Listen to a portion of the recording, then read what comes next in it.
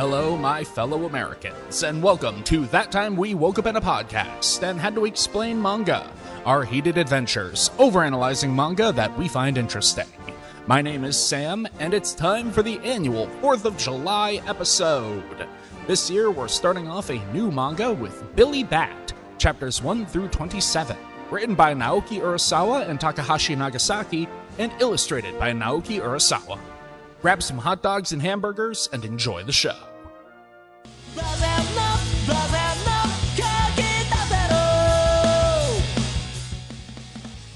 Hello, my fellow Americans, and welcome back to the 4th of July episode of the Over Manga Cast. My name is Sam, and as always, here at the top of the show, we talk about our familiarity with what we read this week. And this is our first 4th of July without Eagle, the making of an Asian American president. Very sad. The manga that we are doing instead, Billy Bat, I've never heard of. Matt, how about you? Oh yeah, I read this a while ago. I really enjoyed it. It's some fun nonsense, and it's one of few manga I know that really fills that like America-shaped hole in my heart when I'm reading manga. Mm-hmm. And unfortunately, we didn't get to the arc that's very American, but this was still pretty American. It was. Jay, how about you? So I had not heard of this particular work before, but at first glance, I honestly thought this was going to be something much different than it turned out to be. So, all in all, yeah, it was an interesting take for me. All right, and Jacob. Listen, with that symbol, I've seen some comics glaze Batman before, but he's a literal god now. Really? Yeah. He's a chaos god. I will get into my Warhammer screen later. But yeah, no, I have not heard of Billy Bat. Yeah, I gotta say, what did you guys think of that full first chapter in like the old school American comics style of like I mean, honestly, it's very similar in my mind to like Black Sad, but that's a more modern take of that genre. But like the kind of animal detective. Yeah, I'm not gonna lie. When I was going in without any like prior knowledge or context, and I kind of expected that to be the whole thing, I was real intrigued by it. I liked it. Yeah, it's a well told, like little classic noir style comic. And honestly, it's sort of interesting because I did kind of get the vibe that this is a story within a story. I don't know where I got that feeling from, but like I did sort of like I was waiting for the other shoe to drop, and I think it's sort of funny because the like the noir story, like right near the end, suddenly takes like a nosedive and gets significantly worse, and that's the part where you start seeing like the pages not fully colored in, and it pulls out to the story proper, the manga proper. I mean, there is also the very human man on the cover of the volume. Oh god, but I'm stupid. That's 100% the reason why I saw that coming. But I'm not smart at all. No, see, I saw that, and then I saw the like Mickey Mouse kind of detective comic, and I was like, surely there's got to be something that happens here. But no, we're committing to this bit for the entire opening chapter. Maybe I'm wrong? And I kept that confused mindset for the rest of the reading. It's the fact for me that the second chapter opens up with another significant chunk of that comic continuing. That really sells the like, wait, what's going on here? Yeah, I mean, like this whole thing is very deliberately disorienting, and like I use that word specifically. It's not confusing. It's not like random. It's disorienting. It tries to like mentally like set you like at unease with like presenting it. It's like it presents correct information, but it presents it in the least clear order possible. And yeah, the fact that it quickly, like the plot of this little detective story quickly starts falling apart in chapter 2. Like, it's real solid all through chapter 1. Then chapter 2, it's like, hey, cheating wife lady from chapter 1. Nobody saw you come here, right? No, nobody saw me come here. I didn't kill my husband. Well, who did kill your husband? Suddenly, gunfire. And it turns out the villain is a Soviet spy, and character motivations kind of, because I mean, like, you know, it's like it's a noir detective story. You kind of expect there to be like a It's a noir detective story in 1949. yeah, you kind of expect it to be like solvable, but it just kind of it just kind of devolves until, you know, we get the, and like the big thing is it like expands out to, like, you see more and more sketched pages until you see the hand drawing it, and the artist himself is like, this is bad. I don't like this. Can you Well, call the editor and get him to let me change this to something good? Well, I mean, the thing that he particularly finds fault with is the fact that the whole gotcha moment was that they were fighting, communists and the whole Red Scare situation. He's like, that's a lame ending. And he's right. Hey, what are you talking about? People in the people love it when you beat up the pinkos and But and the it's so Japanese. predictable, it's boring. It's like, oh, great. Was it the communists? Oh, it was the communists. Got Hey, it. It's not even just that it's predictable. It's like it comes out of nowhere. Like, it was setting up like there was some kind of like solvable mystery, and it's like, no, it's the commies. Okay. Barashnikov, the Soviet spy, the like vibe of, this in 1949 New York City, we're just out of World War II. There's still a lot of, the Cold War is just getting started. There's still a lot of really negative sentiment out there, just in general. It comes across really, really strong in like a scene setting kind of way. Like, our main character here, Kevin Yamagata, he calls his editor, and it's the next best thing to, yeah, Kevin, my Japanese American comic book writer of my hit comic. Listen, you don't need to care if we make fun of them Japanese people. He uses a different word. Nobody gives a shit about them. Yeah, it's very, like, it portrays the time period very well. Yeah. And like it doesn't like shy away from like expressing it accurately either, because that's a pitfall that you can commonly fall into, is like, as a writer, not wanting to like express things that it's like, with the benefit of hindsight, this is a bad thing, but like, if that's the way people thought at the time, then if you want to portray the era accurately. Yeah. Another thing that just popped into my head is, again, given the time period and given our protagonists, we,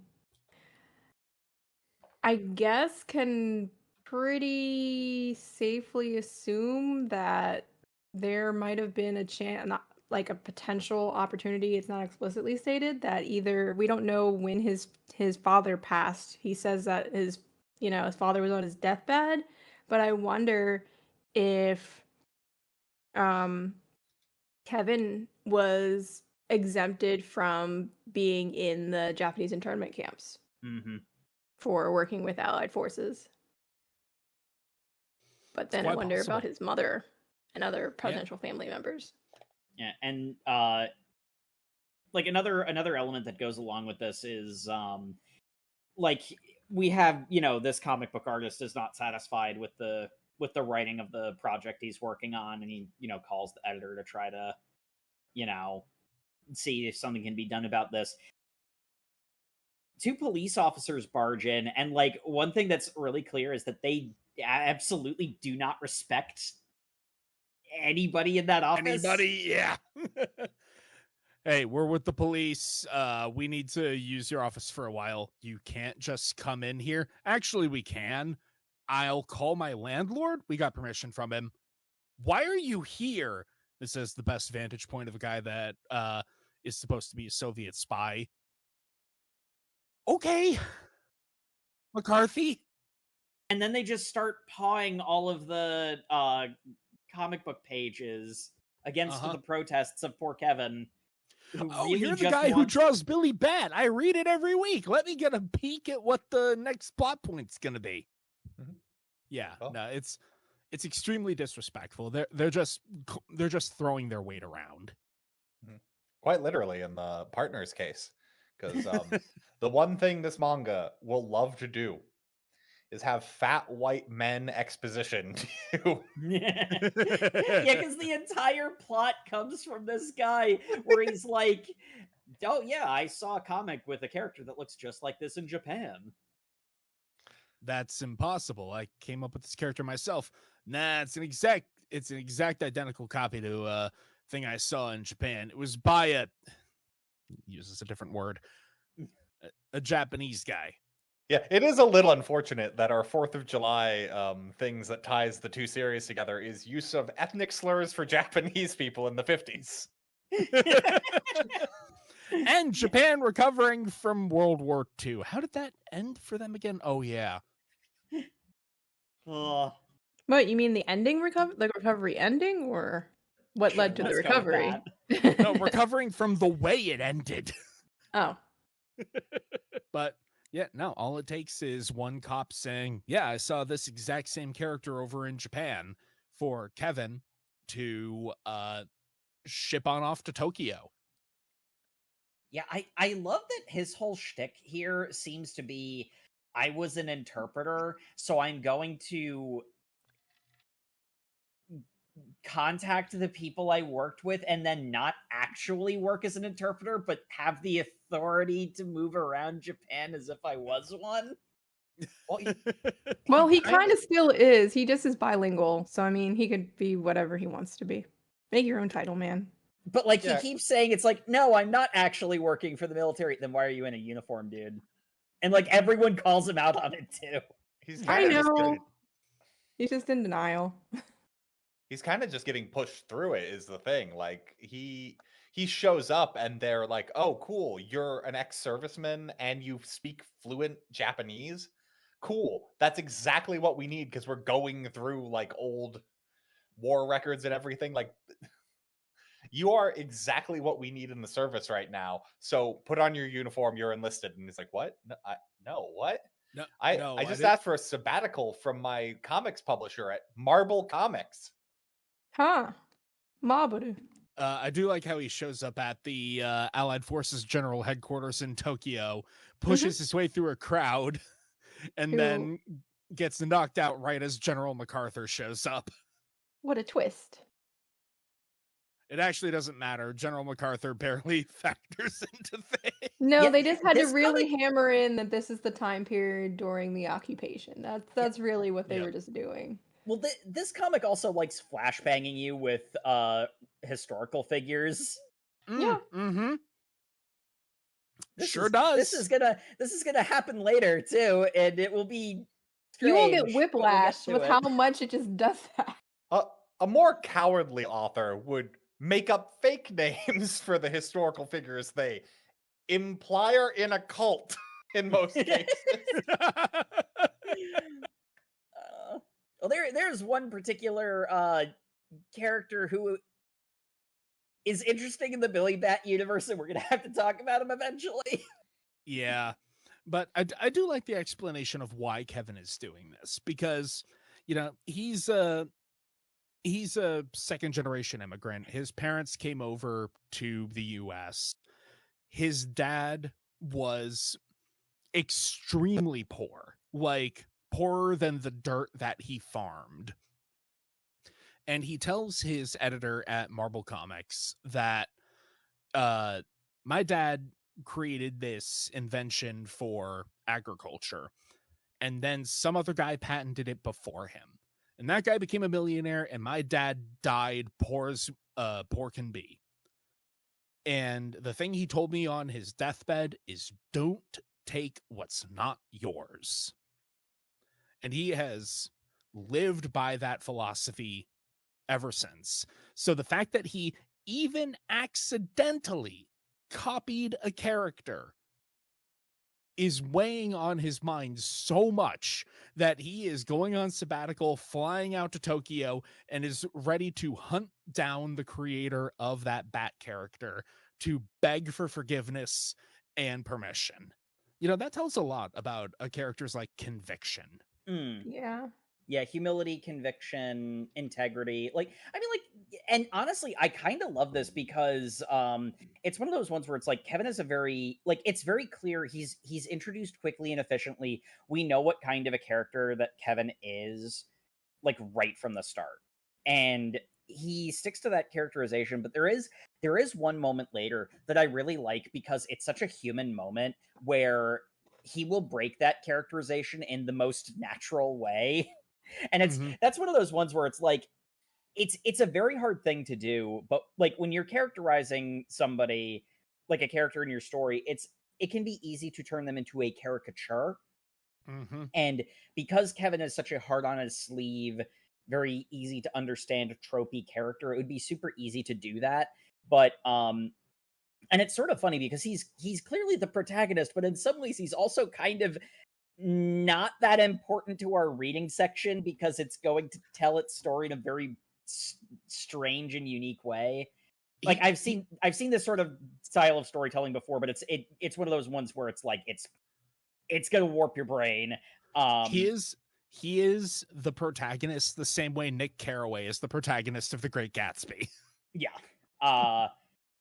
But like, despite the fact that he's going to be frankly missing from about 2/3 of this the reading section that we did, he's still really strongly characterized and a engaging character in his own right, despite the fact that you know, a very tropey character with not a lot of page time. So he bribes a small Japanese child with a page of a comic book in order to get some information. I mean, that tracks. It was a really good comic. Yeah. He doesn't even care that it's in English.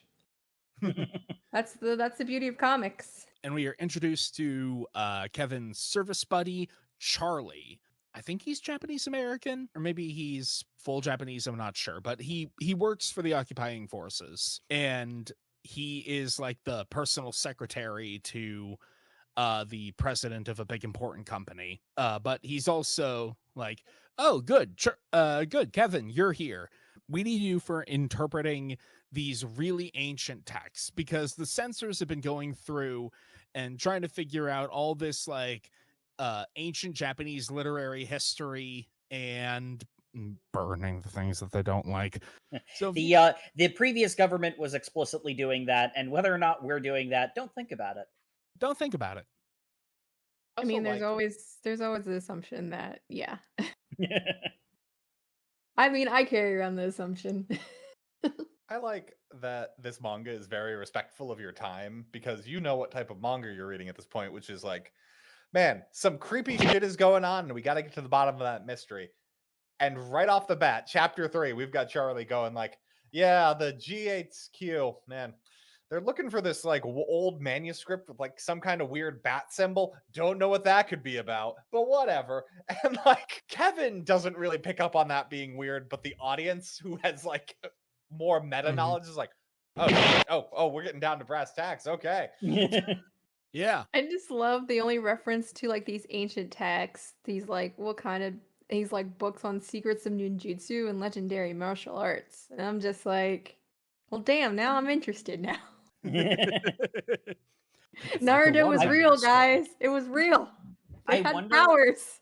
I wonder if there will be a guy who karate chops you so hard you instantly die.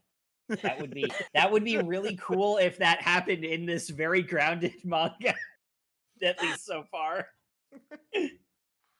So Kevin's like going through the slums following a trail of clues about how like, hey, I'm trying to find this bat character. I saw that tattooed on a guy in the bathhouse. My bathhouse was blown up by you damn Americans. But Yep. the guy who had that tattoo, he's probably the son of that Yakuza boss. My son was an idiot, but he had that bat tattoo before he went off and died. It's extremely efficient. He got the tattoo Mm-hmm. and then kept getting lucky and avoided getting drafted Mhm. up until the end, and he's just like, I'm gonna put a stop to the war. Mm-hmm. And then he's shot by a British soldier because he walked up trying to shake hands. Yeah. Which completely We don't know what time he did that too. But yeah. Yeah, it's one of those ones where it's like it's weird on first read, but then once you learn more about what's going on, it's like, ah. It's also the fact that old Yakuza boss says, my idiot son, he said that the bat tattooed on him was good, but the bat tattooed on another man, it was evil. Evil. We'll get into that. Kevin has to look through look through some of the texts for the job he's ostensibly there to do, but he's also been sort of put on the trail of the tattoo was inspired by graffiti that the Yakuza boss's son had seen, and for Kevin, it's like, oh, I saw that graffiti somewhere. I can't remember where, but I saw that graffiti somewhere, and that must have been what inspired Billy Bat for me. Mm-hmm. So now I got to find the graffiti artist. See, here's the thing. He has this revelation. After Charlie calls him back to GHQ, they go into the ancient text room. Charlie pulls out the Black Bat book, A completely normal thing. which has the little cartoon bat, and it's extremely ancient, Japanese art. They go to a random takoyaki shop. So They really. Hey, chef, what kind of meat are you feeding us? Stop chuckling and answer me. I'm gonna eat it anyway. Hey, did you put something in my drink? Yeah, I got a little anxious reading this part. I'm like, dude, no. And then it has the really I don't know what you would call it, the Tripping psychedelic balls. tripping balls. Yes. Yes. And this is Art. happening with Charlie, Kevin's long-term friend from the service, as he's having a heart-to-heart with him about yeah, no, I think I might have accidentally plagiarized this art here. I gotta find this person. I'm gonna go ask him. And Charlie just hears that and goes oh, so big famous comic man who's got millions of dollars in a theme park. Might as well blackmail you a little, huh? I live in a New York closet. What are you talking about?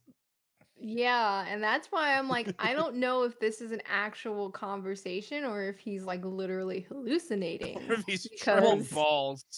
Well, Yeah, he's definitely tripping balls, but it's one of those ones where it's suddenly Billy Bat steps out of the pages of his comic, and it's you gotta kill Charlie, then you can have the future that you want with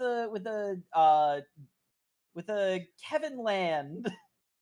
Yeah, Billy Bat's really channeling his inner Puchetta here. He's just Kevin, you gotta murder him. Then you can have your own theme park. Gosh, Denji, I mean Kevin. And then it cuts to Kevin waking Charlie up in a warehouse. Charlie ostensibly stabbed, and Kevin has the obvious response to that, and the chef pops out of the shadows and starts acting extremely suspicious. And oh, this is a setup. None of this is real. This is all bullshit all the way down. Damn, kid, that's crazy. You drank too much, karate chopped that guy in the throat, stole my knife, and stabbed him. You're making lots of problems for me. But, I mean, I was running my bar illegally, so it'd be a problem for me if a murder happened here. But makes sense. if you took the blame, I guess. Oh, what's this? The local crime boss, the Yakuza guy. well, I guess he'll just solve our problem. Do we And know then- if he's with the Yakuza? No, I say Yakuza. He's actually a businessman. He's East Asian Industries, which Yes. He's worse than a yakuza. He's a capitalist. yeah. I mean, Oh, he is the corrupt capitalist, whereas I would say the Yakuza are like obviously like the black market or the yeah. yeah. Yes, my Different shit but posting similar. aside. Yes. Yeah, lefty over here. Yeah, and I mean, like, one of the moments that I'm kind of a little bit okay. So hopefully you've done the reading, dear audience. So I'm just going to like mention some things that get explained later. One of the things that I'm kind of proud that I clocked is that as soon as East Asian Industries businessman shows up, suddenly the chef goes from, "Oh man, you're causing real problems for me. You got to do something about this." uh, East Asian Industries business guy shows up and is like, "We're gonna have to deal with you." Oh no, it wasn't really his fault. He was drunk. It's like, wow, the rapid change trying to overwhelm Kevin with a whole bunch of like disparate information that doesn't like fit together correctly. This whole thing is a setup, and it's revealed later that Charlie wasn't even stabbed until he was well dead, like until rigor mortis had set in. Mm-hmm. And it's like the entire thing, top to bottom, no part of this wasn't staged. The whole thing was a setup. I mean, the other weird thing is you see how bloody Charlie is. Not a drop of blood on. On Kevin, yeah. Yeah. Or anywhere but on the like perfectly splayed out in the middle of an alleyway body. Like it's so it's one of those ones where like if I was in Kevin's shoes, I would not notice any of this. The only reason I caught all of this is because like I have the advantage of I'm on the other side of the fourth wall and it's not me who's being framed for murder. But it's one of those ones where it's like this is like classic like real world spycraft set up to get Kevin to make a stupid bad decision. Yeah. I mean, also, Kevin's still drunk here is the other thing. Like, Yeah, that's true too. they drugged him and he passed out, but like he's got like the blush lines and everything. And then we see him like stumbling through the red light district later. So like this is his adrenaline kicking in and like giving a brief moment of sobriety to like to function enough to do what these people who say they're helping him want him to do. yeah, Mhm. which is carry the body to the train tracks and we're gonna lay him on the tracks and let a train run him over. Yep. And they say this with such a matter of fact thing as if this is their entire business model and they do this all the time. And then we find out how many people get run over by trains out here. Yeah, it's crazy. Those trains are so dangerous, man. So dangerous. But yeah, after disposing of his friend's body, he thinks for a second to go back and grab the book that should have been on his friend's body. But the Yakiniku bartender's just like, no, we don't got time. We got to leave. You want to get arrested? And he's like, oh yeah, I shouldn't think about that. I shouldn't go after the very valuable thing my friend had that he might have been killed over. Like, Go, go, go. Move, move, move. Don't think. Yep. If you stop to think, you'll notice how freaking insane this is. Yep. Yeah. So anyway, Kevin goes through the red light district and backhands a prostitute. As one does. Yeah. What else are you going to do in Japan? Wow. Wow. I mean, that seems to be the rest of the manga's opinion of American servicemen. Yeah, and you're just proving them right, Jacob. Can you imagine that? Jacob let loose in Japan? Just Watch backhanding out. prostitutes everywhere. No, see, Kevin's drunk, which wouldn't happen to Jake. Yeah, that's fair. Now, see, that's why I don't drink, because I just start backhanding prostitutes. Just make a beeline to the nearest prostitute and bam! You just start slapping them around. Oh, it lets out the inner bat-shaped demons. So after he collapses in a pile of garbage from vomiting in an alleyway, he's approached by another lady of the night who you can tell that she is considered to be one of the one of the upstanding ones by the manga, because she is prettier and in a nicer dress. Period. Which means obviously we as an audience care about her more. I'm not a soldier. I'm a comic book artist. I'm supposed to inspire children to be brave. Oh wow, that's really cool. No, I don't deserve to live. Hey, that's less cool. hey. Don't roll over and die. Here, do you want to come meet my god? Huh? And then she That's takes a him. normal Not- thing to say. I mean, that is a fairly. I mean, that in Japan, that's not an unusual thing to say. It's well, not just that. I'm just thinking like these women are, forced into this situation after war. It's the way they make a living. So, I Mhm. mean, I'm pretty sure there are days when they feel like they don't want to live anymore and they hang on to this one semblance of hope. She's like, "Don't think like that. We all have days like that, but at least we have this bat idol that we pray to under the bridge." Yeah, they pray We to have our god, the bat. They pray to the bat. They pray to that bat drawing that was in the manuscript. That is the logo for Kevin's comic. And as we find out, is also the identical logo to a manga that's been running in Japan for a long period of time and seems like it should be more popular and easier to find. Yeah. We do Yeah, get a bit of just Google it. Yeah. We do get a flashback after Kevin sees the bat to a moment when he was, more earnestly in the service. He was escorting a major around through a night of drinking, and as that major was getting lecherous and violent, Kevin intervened. He helped haul a beaten Japanese veteran off to somewhere safe. He went under the same overpass and saw the bat. So that's when I saw it. Which is crazy because for me, if I did this entire journey and saw, oh, someone just drew that on the side of like some public graffiti, I'm like, yeah, but my bat character is so legally distinct from an idea I got from a symbol underneath an overpass.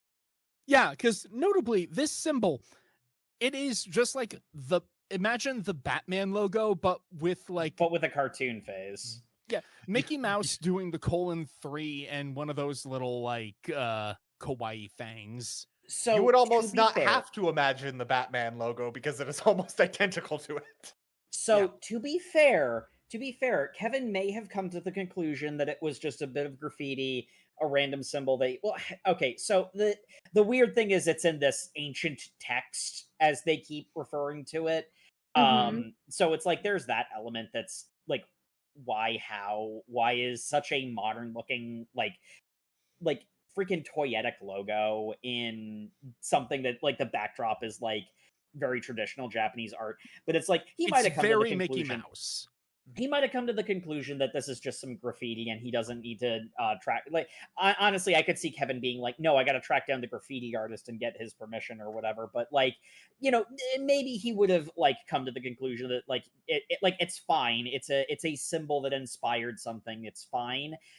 And then the graffiti starts talking to him, and that may have influenced his decision to continue down this path. Yes, he then does vividly hallucinate not one but two bats who fight over, you gotta do the right thing and go get the artist to give you permission to draw your comic of me. He's like, it's just a stupid doodle.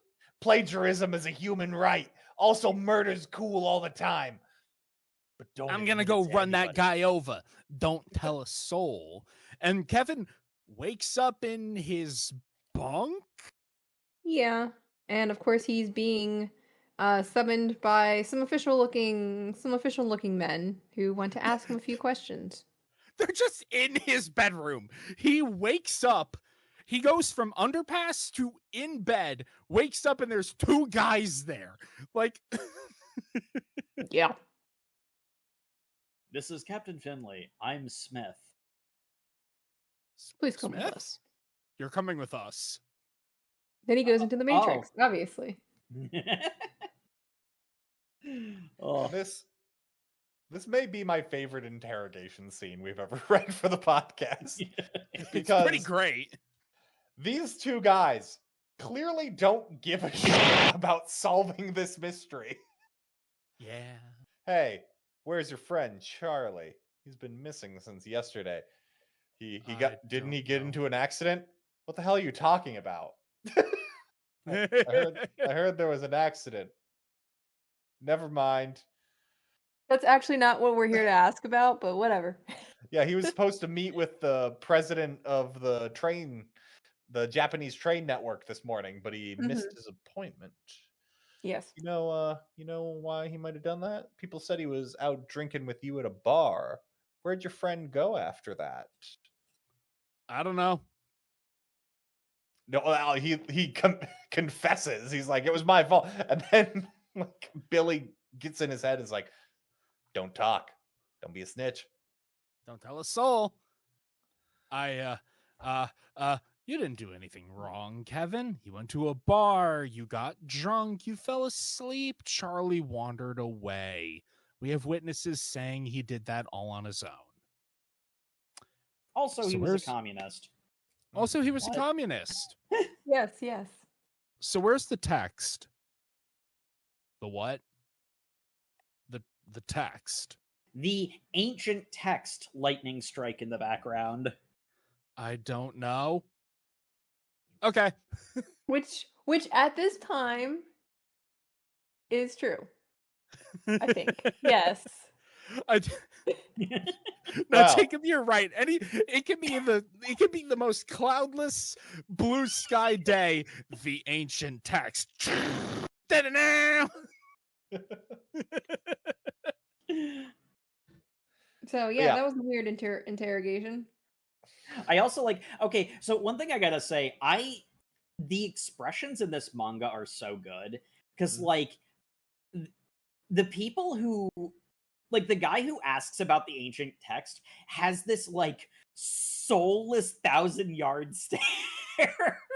Yeah. And it's like, it's so clear something weird is happening. And Smith, the investigator, it's like, like mentioning like Smith doesn't care about like solving this investigation. And it's like, I get the impression that like, because it's like the reason he's asking about Charlie is because Charlie was supposed to have met with a person who's already a missing persons case. Mhm. So it's like there might be something suspicious going on here, but I want to solve the one high profile that the station is breathing down my neck for. So let's just deal with this first. And like he's sort of like tired and exasperated. And then the guy who's with him is like, where's the ancient text now? and Smith looks over like... And then there's Finley. None of his animations loaded. He's constantly A-posing, staring into the middle distance soullessly. Yeah, he's just a very terrifying dude. He has the I'm look not entirely down. sure he has eyelids to blink with. Finley looks like one of those man suits that tiny aliens would operate in the Men in Black movies. I already have that as a theory. Aliens. And it's like the look on Smith's face where he's just like, he just looks tired. He's like, I have no idea what's going on right now, and I don't want to deal with it. Smith is like, for all intents and purposes, like completely checked out. He's just like, I'm doing this because that's my job, but if it's not immediately related to what, I need, I'm I gonna don't put care. out one fire at a time, and I'm not gonna care about anything else. I don't care. But yeah, they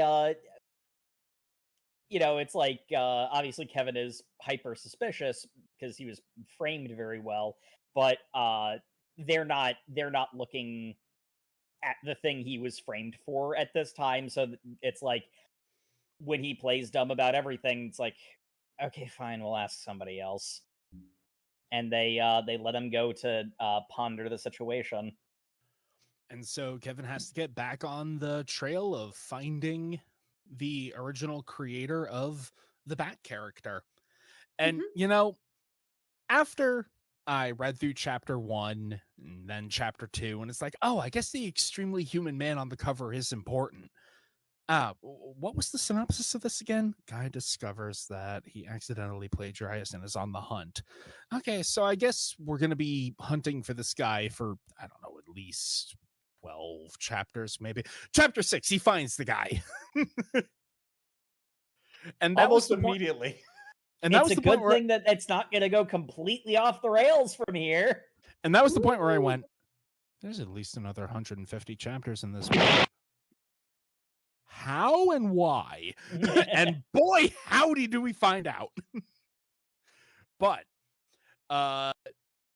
Kevin goes to this old mangaka and he confesses to accidentally stealing the guy's work. And instead of any reprimand or waving off the concern or offering forgiveness, he just says, "Which one did you see? The white bat or the black bat?" I have no idea what you're talking about. Then the myth must begin again! Runs off into the... I love how serious this guy acts when he's wearing a beret and glasses like he's some French auteur. Yet he's in a wife beater and shorts and a towel, like, just... It's Yeah, an he's a aesthetic. mangaka. Yeah. His aesthetic is yes. Well, I mean, he's no frills. He is tried and true mangaka. He has the drip. The mangaka drip. You don't understand, boy. I was going to do that traditional shit, but manga, that's the way of the future. Yes. He was right. I mean, we're reading it right now. Mhm. Yep. And then we have a moment that really confused me. Mm-hmm. Because, okay, so the start of the next chapter, Mm-hmm. the guy that Charlie was a secretary for Yes. is the director of the, like, civil transport service. Yes, very important. Civil transport holds a very powerful position within, well, most governments, actually. Exactly. And, you know, there's a deal currently going through where he's going to fire thousands of people. Which we, as the readers, have the insight to know that he has sympathies towards communist tendencies. So he's very he's in a bad position, and he's having to make hard choices. yes. He's not necessarily like, he's being framed as like the enemy of the working man because he's firing a bunch of people, but it's like there's more to it than that. Yes. Yeah, he's not a mustache twirling industrialist.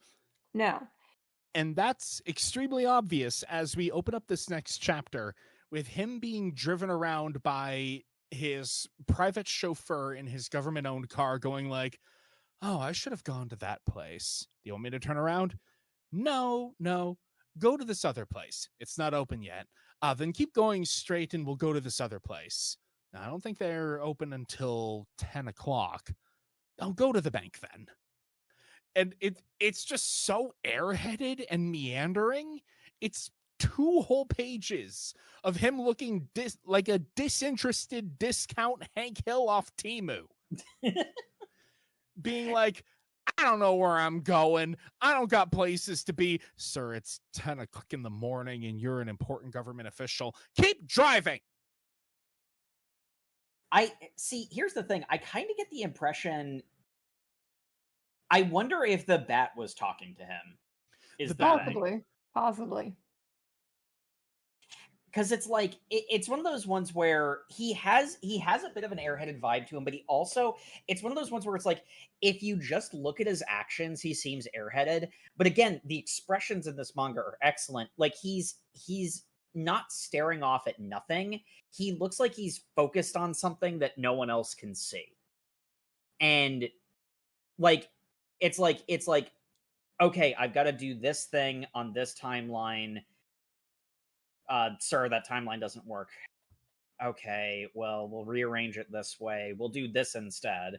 You know, and it's like it's like he's got a mental checklist he's going through.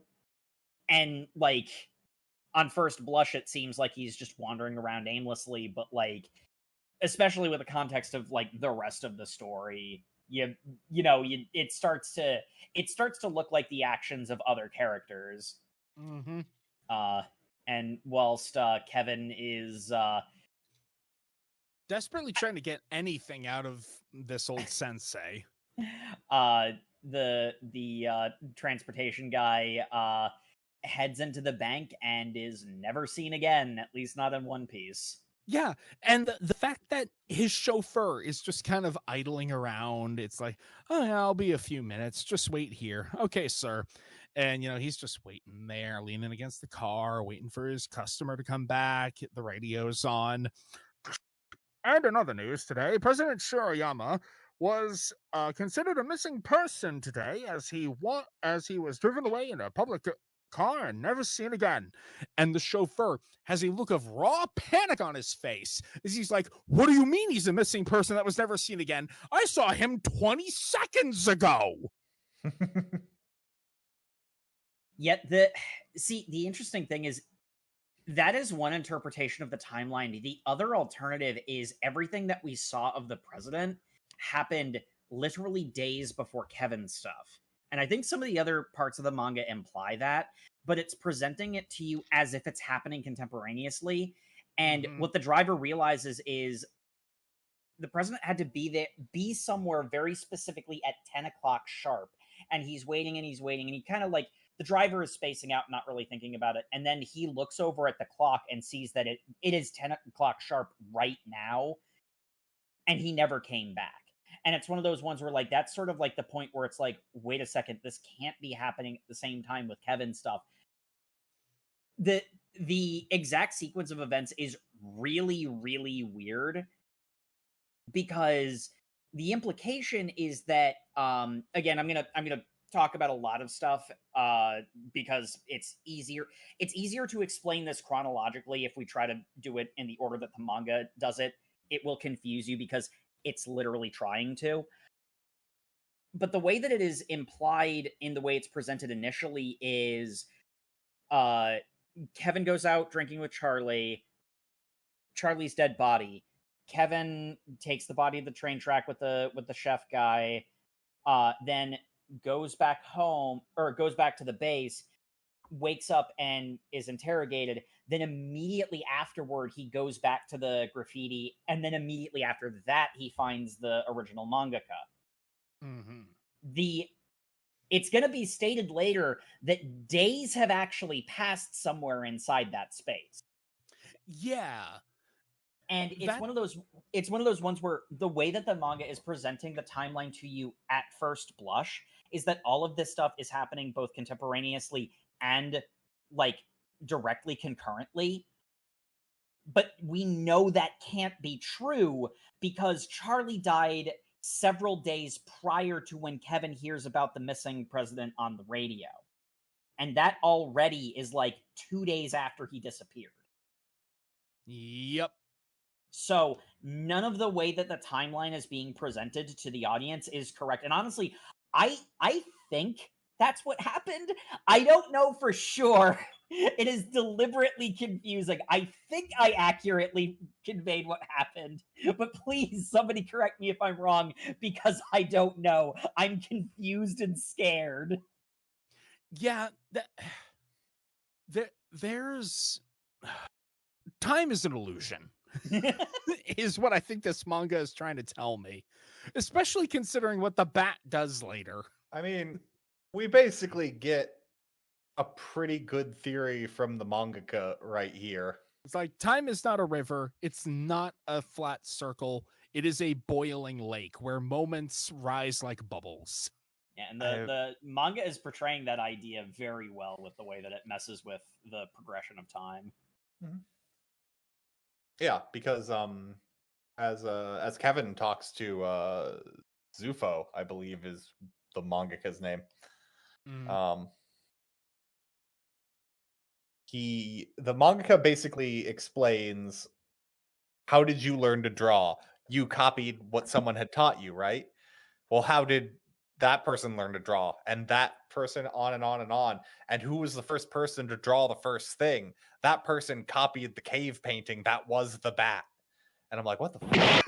I mean, it makes sense, right? Because it means like, does that mean you have to ask your teachers, your, I don't know, preschool friends who showed you how to do a thing? Like, you have to ask permission from absolutely everyone in your life for influencing you? I mean, it's kind of like everyone's been influenced by everything at some point in their life.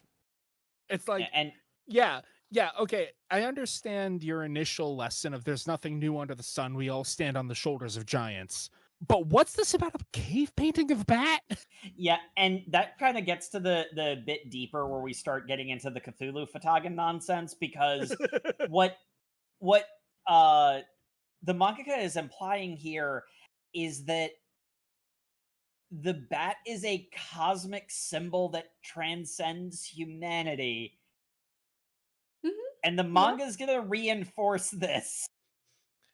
At the very least, it reinforces that the bat is something that exists outside of time.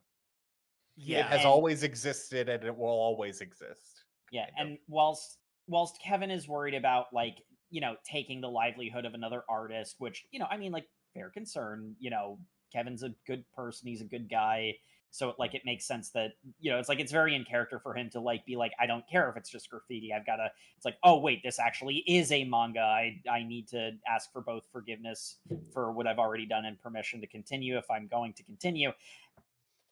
The mangaka is like, dude, a cosmic entity bored itself into your soul. I don't care that you're drawing the same bat.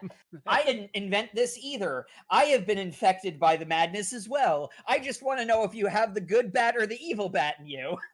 Don't listen to the evil bat. I can't Stress say that this enough. Do not listen to the evil bat. I don't know what you're saying, Sensei. This makes literally no sense. Whatever, I'm going to bed. It's 5 o'clock in the afternoon. I'm going to bed! You don't know how Well, early he got up, He's an sir? old man. Yeah. Yeah. Also, you're never going to see me again, but you'll find that out later. So, Kevin falls asleep in old man's cabin.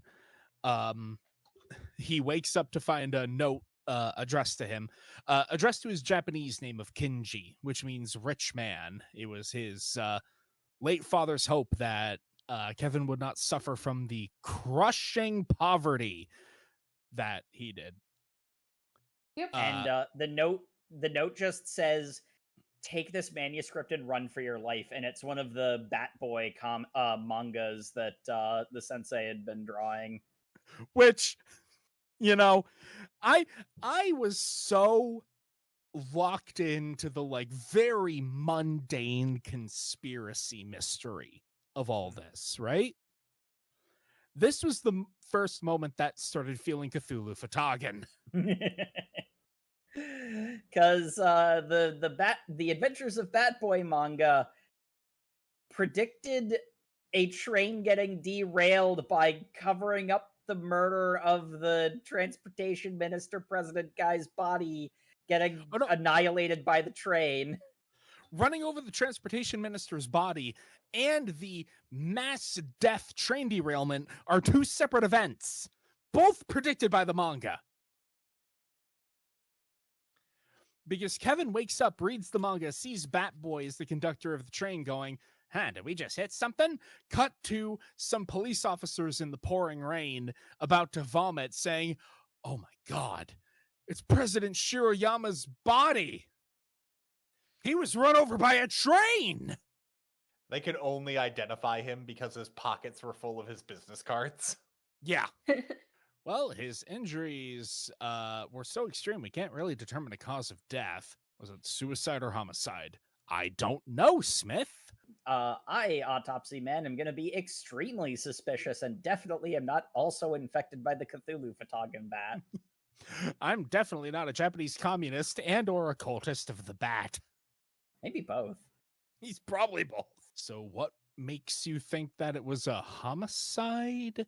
Well, you see, he didn't have any blood when he got run over by the train. What?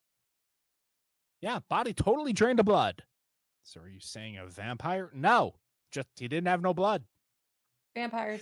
So the the mundane explanation here is that he had been killed elsewhere.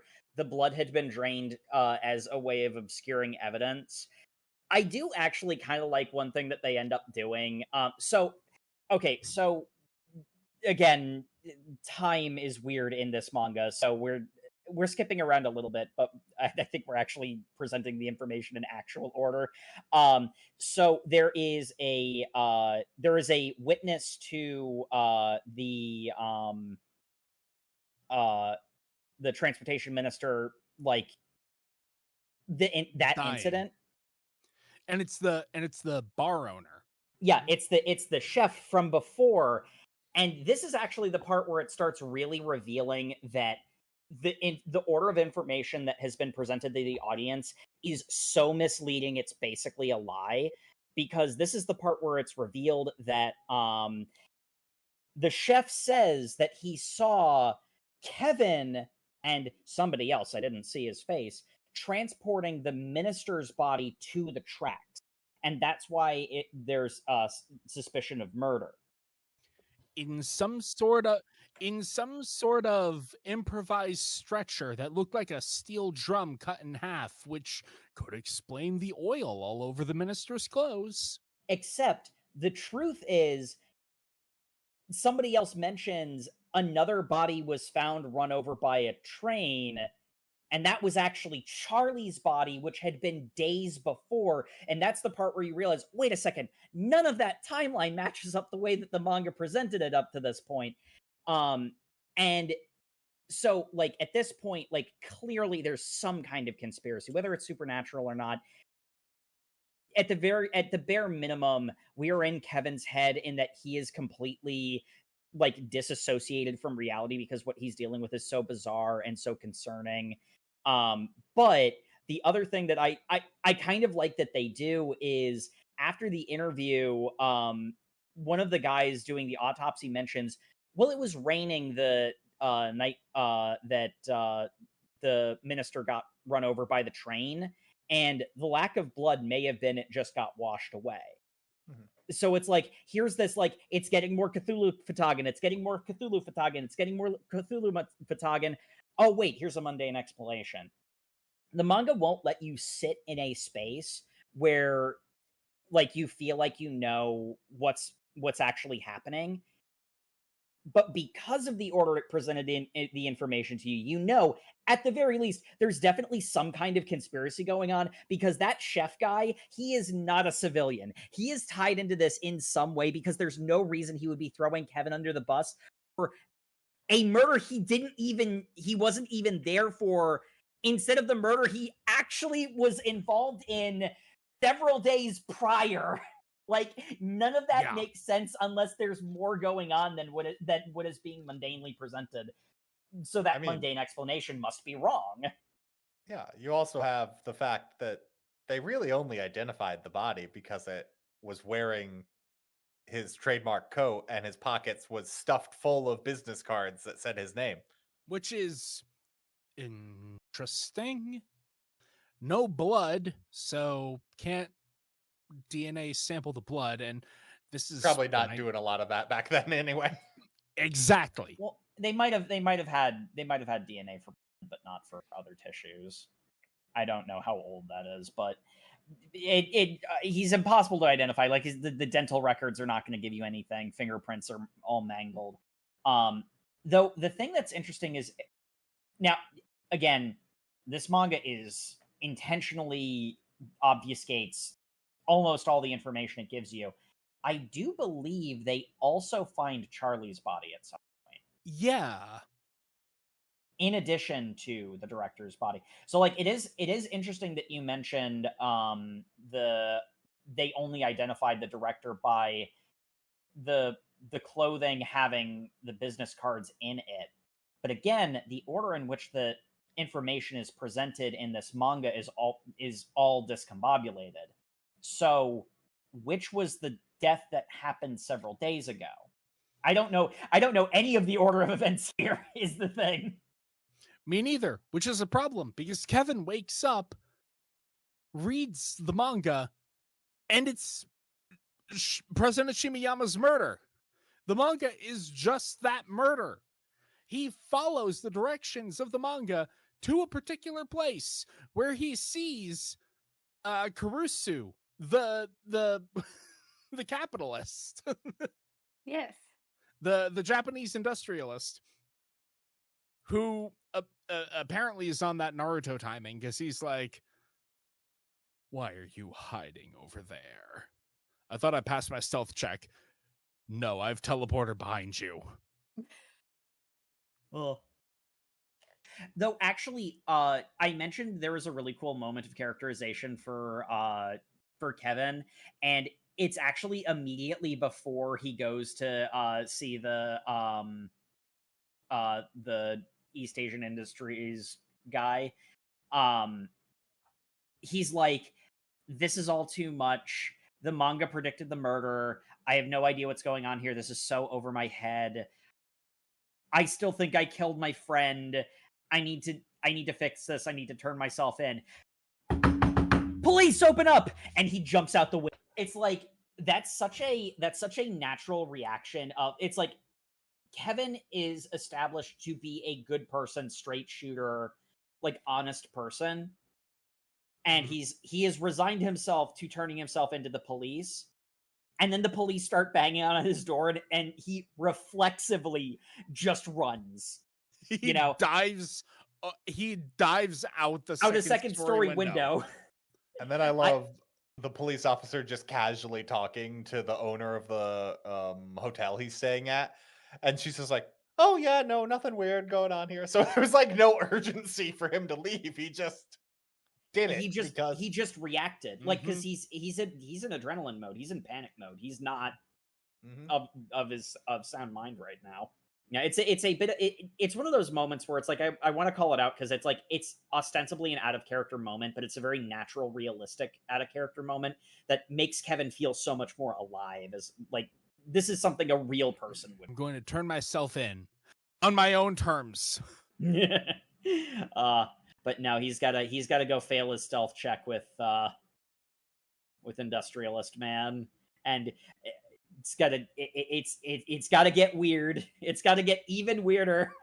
Because we mentioned some cult shenanigans, but this is gonna get really culty. Because it's time to go to the salon where communists and industrialists intermingle in order to find out what to do with all of the bullion gold the Japanese government extorted out of their population before surrendering to the Allies? Yes.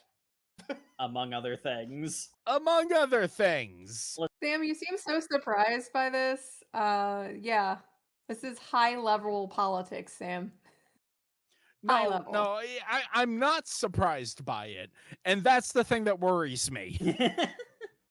Well, also, near the end of this scene, we start getting some real Eyes Wide Shut vibes that I was getting really worried about.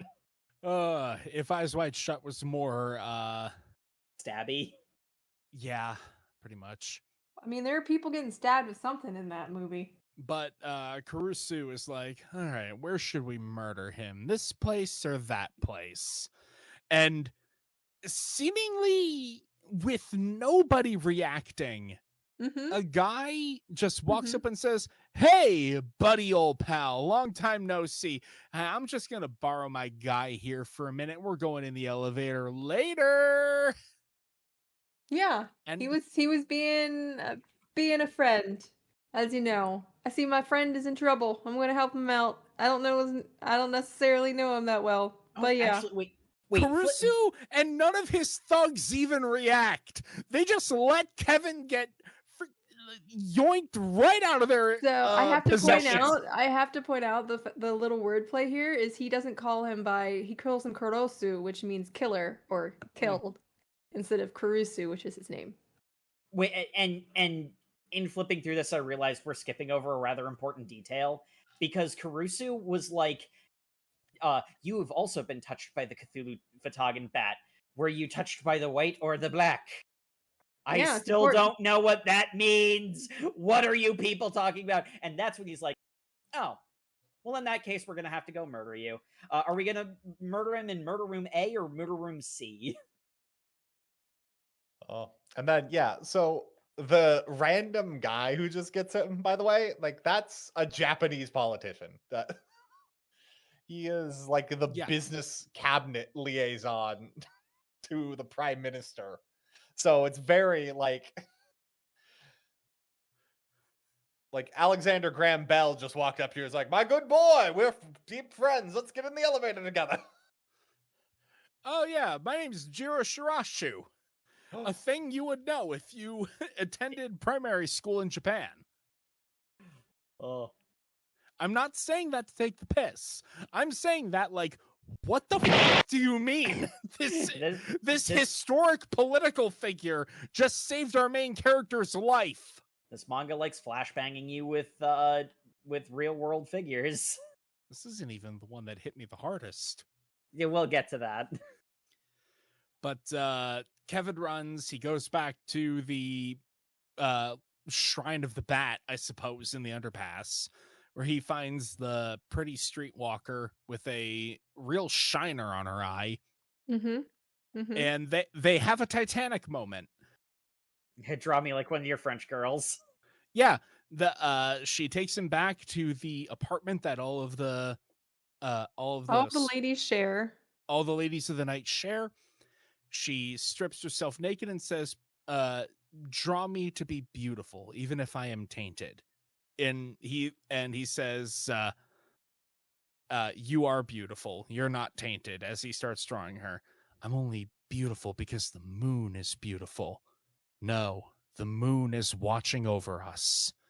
Imagine if there was someone on the moon with a telescope watching us, knowing that we would not go astray. Cut to Buzz Aldrin and Neil Armstrong on the moon, fighting the symbol of the bat! Why?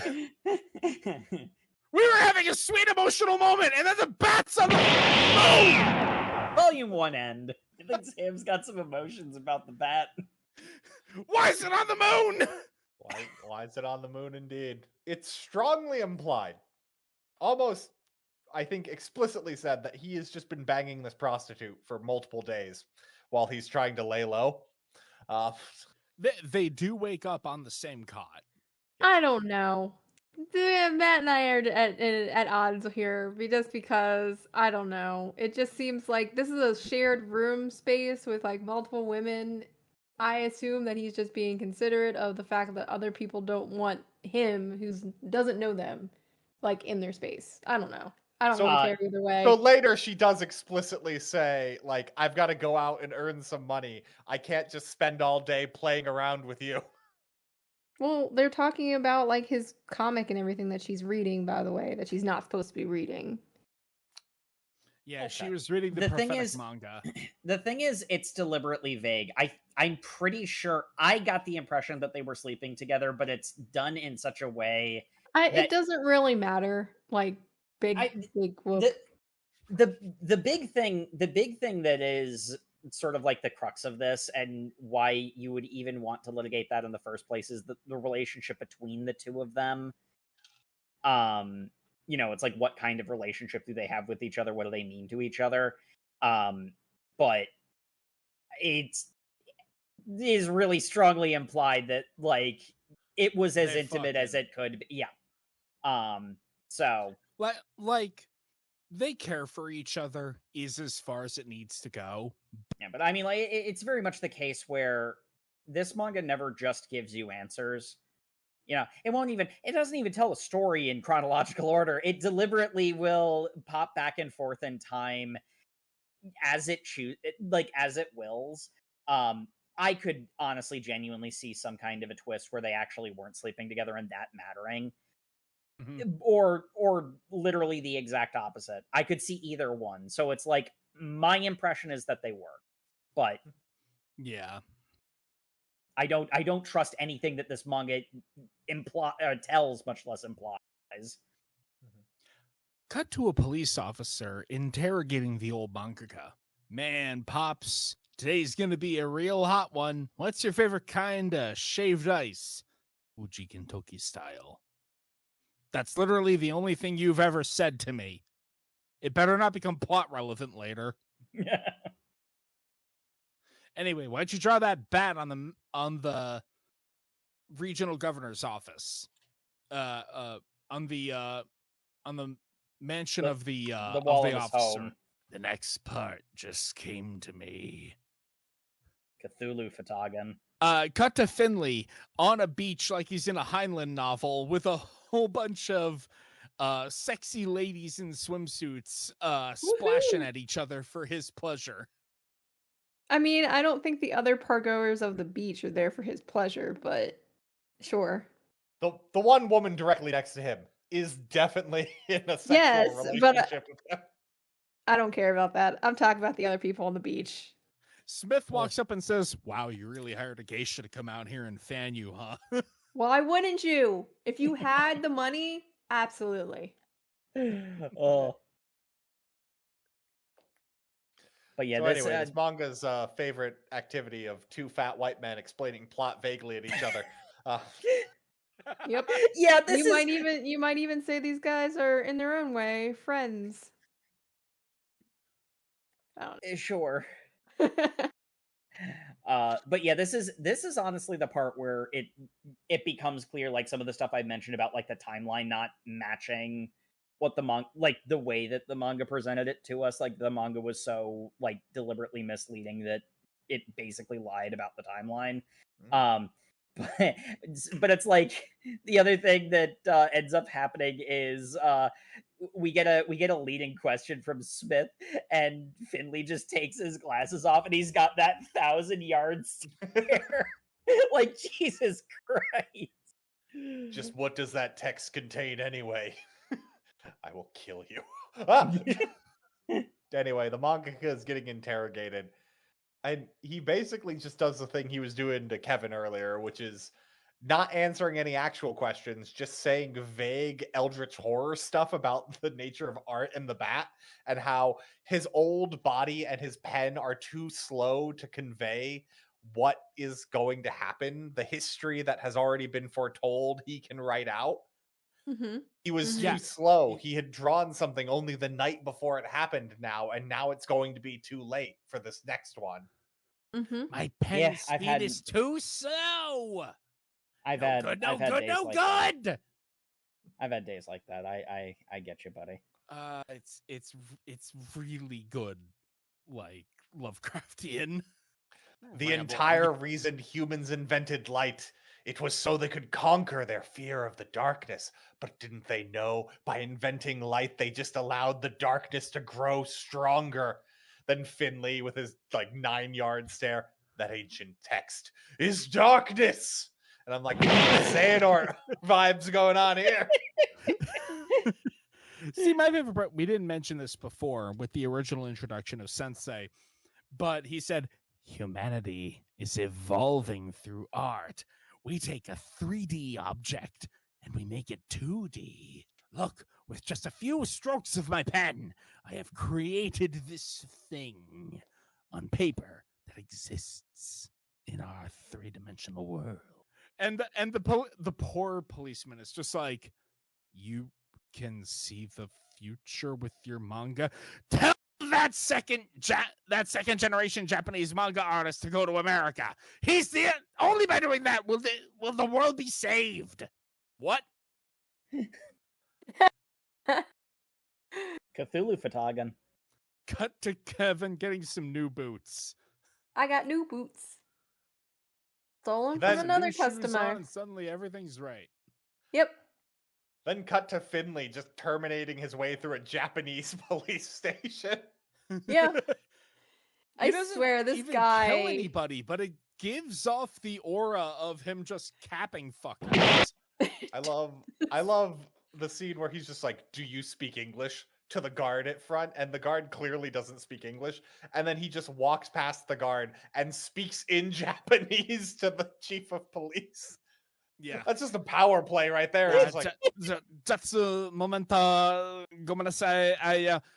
Hey, you speak Japanese, right? I am Japanese. Yes. All right. Cool. I'm Finley. Why did you just torment my doorman like that? Because it was fun. because I Because want darkness, that- darkness, Kingdom Hearts. Dark destructive Kingdom Hearts. They took my islands. I need the one who holds the secrets of King Mickey. Oh, Of God, King Batty. we really do need King- Puchetta in here. Yuck. You can't have him. I have him. Finley. He's mine. I'm holding him right now. Yeah, but I do like the fact that Captain Finley tries to interrogate the chief of police, who's and here's the thing. The chief of police clearly does not believe that old mangaka sensei knows shit from dick. Ew. But Neither do I. What the hell? he's like, man, those Sweden Americans hate those guys. So he's just going to obstruct Finley as much as he can. Well, I mean, Finley calls him. Finley calls him out. He says, "Do you hate the Americans? Now's the time to be getting along." You know, make sad face. I didn't say anything. Implied it very strongly. Mm-hmm. Oh, and you know, like makes sad face. It's like makes his version of a sad face. Because I love he does make sad face, but he still has that 1,000-yard stare. He's still So the chief, his eyelids haven't loaded into his character model. so the chief goes running after Sensei, and he's like, "Ah, crap! I gotta find him! I gotta find him! He needs to know the Americans are after him." Hey, owner of this shaved ice shop, did you see an old man? Huh? An old man who ordered Uchi Kentucky. Oh, wow. It was plot relevant. I can't believe it. Oh, yeah, he went that way. Hey, kid who would be meaningful to the audience, but not me. What are you doing? The only street child in all of Tokyo. The only street child in all of Tokyo. Oh, well, you see, mister, I saw that old man, and he drew this map which had a bat and a whole bunch of train tracks and a bunch of derailments. 300,000 union workers fired from the National Railroad Company due to subversive activities. Why did you have 1,000-yard stares? You said that? Said what? Oh, there's going to be another war. Someone's going to get really rich. How do you know this? The old man drew it. We then cut to Kevin having a horrible comic-based nightmare of dog JFK. Yes, Literally yes. no other interpretation. Yes. Yep. JFK, but a dog going to the moon. What's the difference? Yeah. Ba-da-ba-ba-da-ba. No, I'm supposed to be the one to make that joke, not you. We choose to go to the moon. It's such a shame that there's more in this chapter. Otherwise, that'd have been a great way to cut to the mid-roll. I mean, what's left in this chapter is what we mentioned earlier. Shizu-chan dies. Yeah, like Shizu is going out to work, and she's just like, "Hey, my pretty little artist boyfriend, I'm gonna go out and earn some money for us, so you can work on your comic in here." And like, he's just like, "Oh, she's being so nice," and he's drawing like the moon and JFK and all of this, and she seems really invested in him continuing to draw the comic, considering she's read the comic before, which is interesting. And she goes and gets a new John, and unfortunately, she's dragged into an alleyway, and it turns out that the John is Kurusu, who karate chops her to death. Yep. Yep. And that is the best explanation that we have for now. Mm-hmm. And after the break, but I think it's time to go to break. Believe it or not, it's gonna get weirder. By a lot. We haven't even gotten to Jesus. You're not wrong.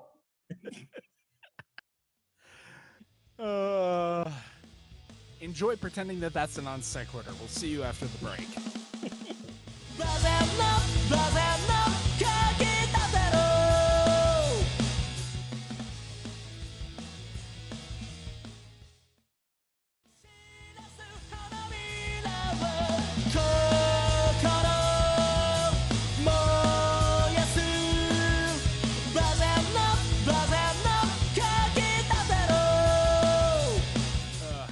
Jay is unmuted. Are we ready to resume? Yep. Yeah. Time isn't real. We actually resumed 40 minutes ago. Mm-hmm. Oh God. Time warp. Anyway, let's philosophize around the meaning of, I don't know, life, I guess. Well, we're gonna start with death because returning to our story, Shizu-chan is fucking dead. Well, not yet. No, she has before to that, die she's- dramatically. She's dying dramatically. So the other women, ladies of the night, run to retrieve Kevin, and tell him to come quickly, because Shizu-chan is hurt. And so he rushes, sees her bloodied and dying in, I guess, an alleyway, and says, "What the crap? Get a doctor, get the police, get someone." And they're like, "Well, no, she wanted to speak to you. She didn't want to talk to them." And he's like, "Well, screw that, get a doctor anyway." And this entire time, the tension is building, and he's like, "Who did this to you? Who did this to you?" And Body chop man. yeah, and on top of that, her dying breath, she tells him that he should continue on with the comic. He should continue on, and he will be amazing. He will be successful. He will be able to make it something truly different and special. And Write the ending that you want. yeah, I didn't know how to feel about this because I feel like this is almost like anticlimactic, I guess, for your last words with someone you care about, I guess. It does feel kind of women in No. refrigerators-y. See, I actually did, like, a part of me had that thought, but the reason why it didn't feel that friggy to me is actually in large part she specifically asked not to get a doctor because she knew that that if they called somebody, it would be, the shadow government, whatever nonsense, because that's what immediately happens afterward. So it's like she has agency. It'd be the Shadow in her Wizard own Money death. Gang. Yeah, the Shadow Wizard Money Gang. So it's like she has agency in her death, which is why, like, the refrigerators flashed through my mind for a moment before it passed. But I think the big thing for me is that as she is dying, she actually seems to be putting together what's actually going on. Which, it's funny because it seems like when you're reading this in the moment, it seems like she has, like, realized what's like the truth of what's happening. Like she's, seen behind the curtain or whatever. The manga is going to proceed to not agree with her entirely in a way that is a bit mind brain melting. But the thing for her is she read in the comic that he was drawing that there would be a karate chop man that would kill an important supporting character, and as she is lying in this alleyway, having been karate chopped in the chest hard enough that she's going to die, she realizes that, like, the bat has power. The comics that are drawn with the bat have both a predictive element but also can shape the future, and she sees Kevin as being special enough that he could influence a good ending. He could draw the ending that he wants and make the ending a happy one. And that's ultimately what she's asking him for. And then the manga is going to disagree with that interpretation as we get into later stuff, but we'll get to that. Oh, sweet Jesus, we'll get to that. Also, Smith goes to talk to our good friend who saved Kevin from the salon. Yes. Where he's just like, yeah, I mean, it kind of looks like every major and minor political organization in Japan right now can benefit from Shirayama dying. So, I don't know, sounds like a bunch of hoopla to me. But what do I know? I'm just a farmer. Get off my land. Yeah, I love the subtle tension here where so I don't know if it's just the artwork, but yes. So um yeah, main guy, they have a back and forth about he's like surprised that he speaks such, I guess, proper English and everything. He's like, "Oh, did you go to Oxford?" And he's just like, "Well, Oxford doesn't really teach you anything." Mm-hmm. Blah blah blah. Um there's a little bit of animosity here between the Japanese and obviously the Americans, blah. Um, but it really they expound a little bit more of the overarching plot of all these government organizations all have it out, are corrupt, all seeking the answer to this mystery or whatever. Mm-hmm. Which we already knew. Um, I also like the moment of Smith being like, "There's even someone who says that Shirayama died from a fatal karate chop." mhm. Is that supposed to be a bad joke? Well, he says talk about a bad joke, but the framing of it like is like a it's like a very like suspicious like isn't that interesting Mm-hmm. type of framing. And I mean, like, here's the thing, the tension in this scene isn't just between the characters, because the guy who had saved Kevin earlier, the real world figure, he is presenting a perfectly plausible, mundane explanation for this all being a government conspiracy. Like, all of the weird and wacky stuff that's been happening is really just people reading into stuff that isn't there. And a political figure was assassinated because it was politically expedient for enough people that they were willing to get their hands dirty to do this. Okay, that's an explanation. That kind of demystifies all of this immediately after a character that Kevin is emotionally attached to got karate chopped to death after it got predicted in a comic book. And that's the point where Smith is like, the autopsy says that there is a fairly high likelihood that the minister was killed with a fatal karate chop. And it's like, here's a scene that is like, okay, the manga is like has the power to both predict and change the future, and Shizuka-chan's like dying wish is that Kevin use his like seemingly special powers to influence a good ending. And then here's this really mundane talk of, well, actually, this is just a government conspiracy and people are just reading too much into it. And then Smith is like, so what about that karate chop? What a bad joke that is. Cut to a different scene. Yeah. like we're like we're just not going to continue this conversation. That was terrible. yeah, it's constantly pulling you in one direction or the other.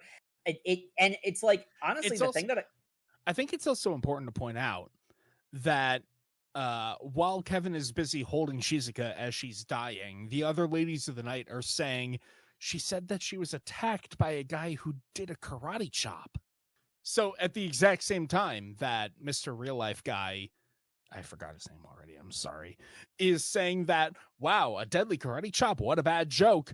Oh no, a character that we have been introduced to and like care about was murdered by a deadly karate chop and dumped in a canal. yeah, it keeps pushing you and pull, because it's like there is an element of, could like what Kevin has been seeing just be a psychotic break or delusions or anything to that effect, and this is mundane, and it keeps pushing at you and pulling you back and forth.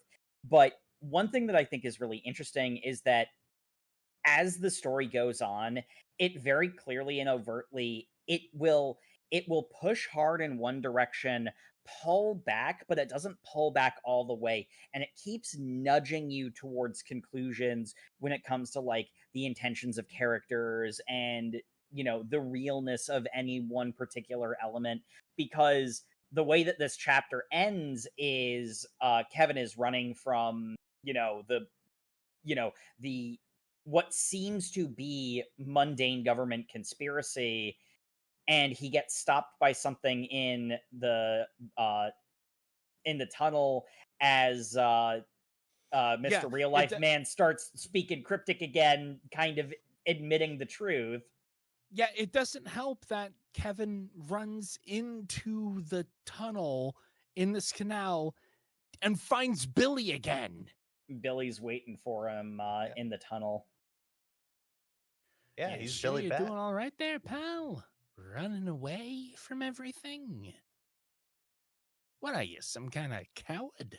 I mean, you drew me, Billy Bat, as a hero.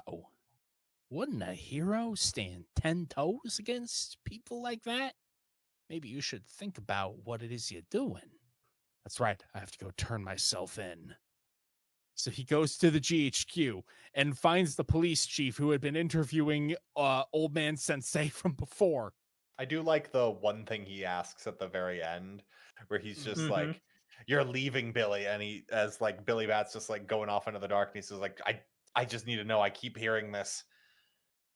Are you the white bat or the black bat?" And Billy just turns to him and is like, "I'm the Billy Bat you created," and then just exits.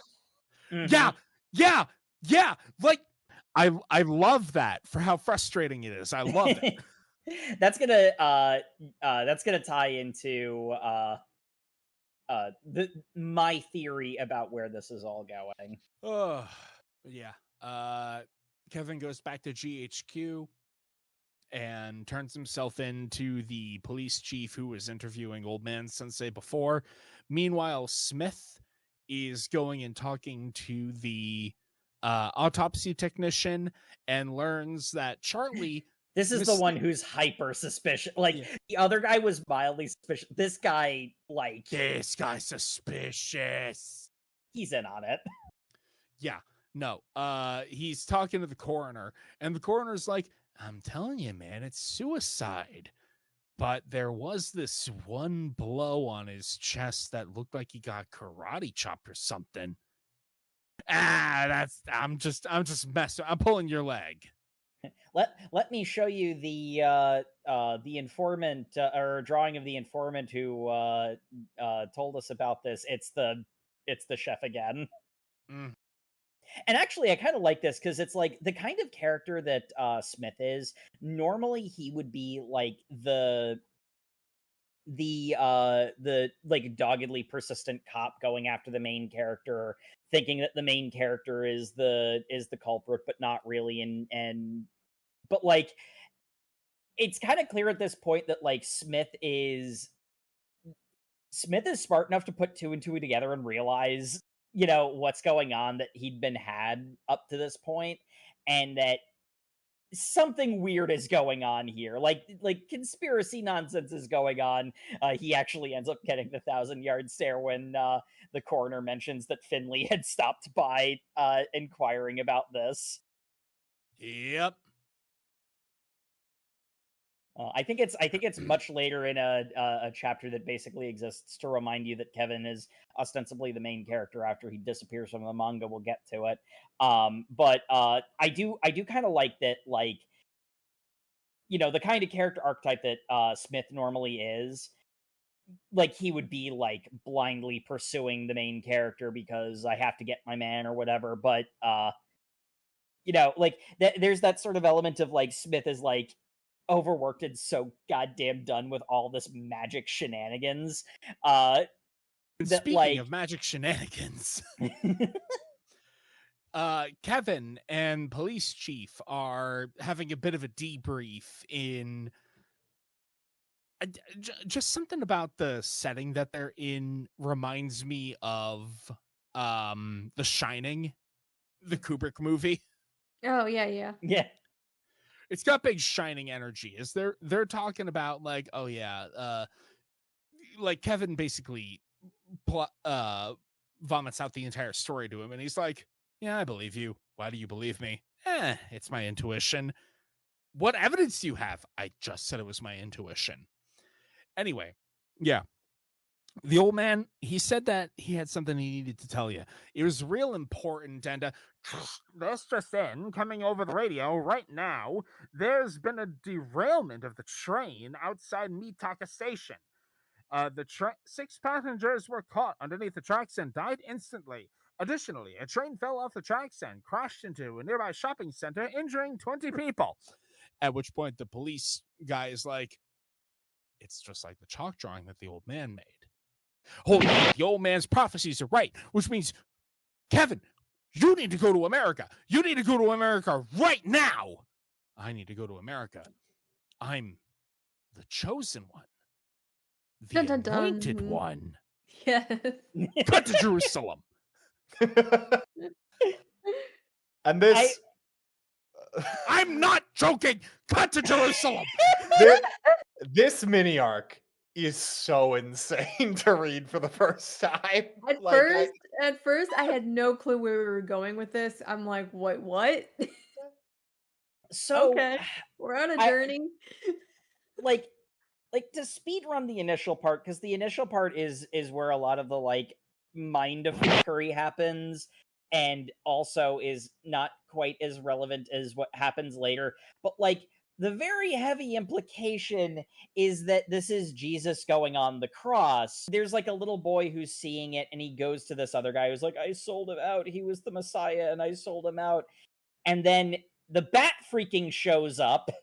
Not Billy Bat, but just the bat in general shows up and is like, that was not the Messiah. So I guess in the Billy Bat universe, they're saying that Christianity is a lie. That's a choice. That's a choice.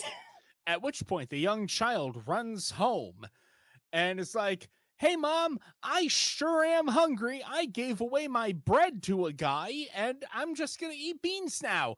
Oh, yeah, that's good. Welcome home, Judas. Mm-hmm.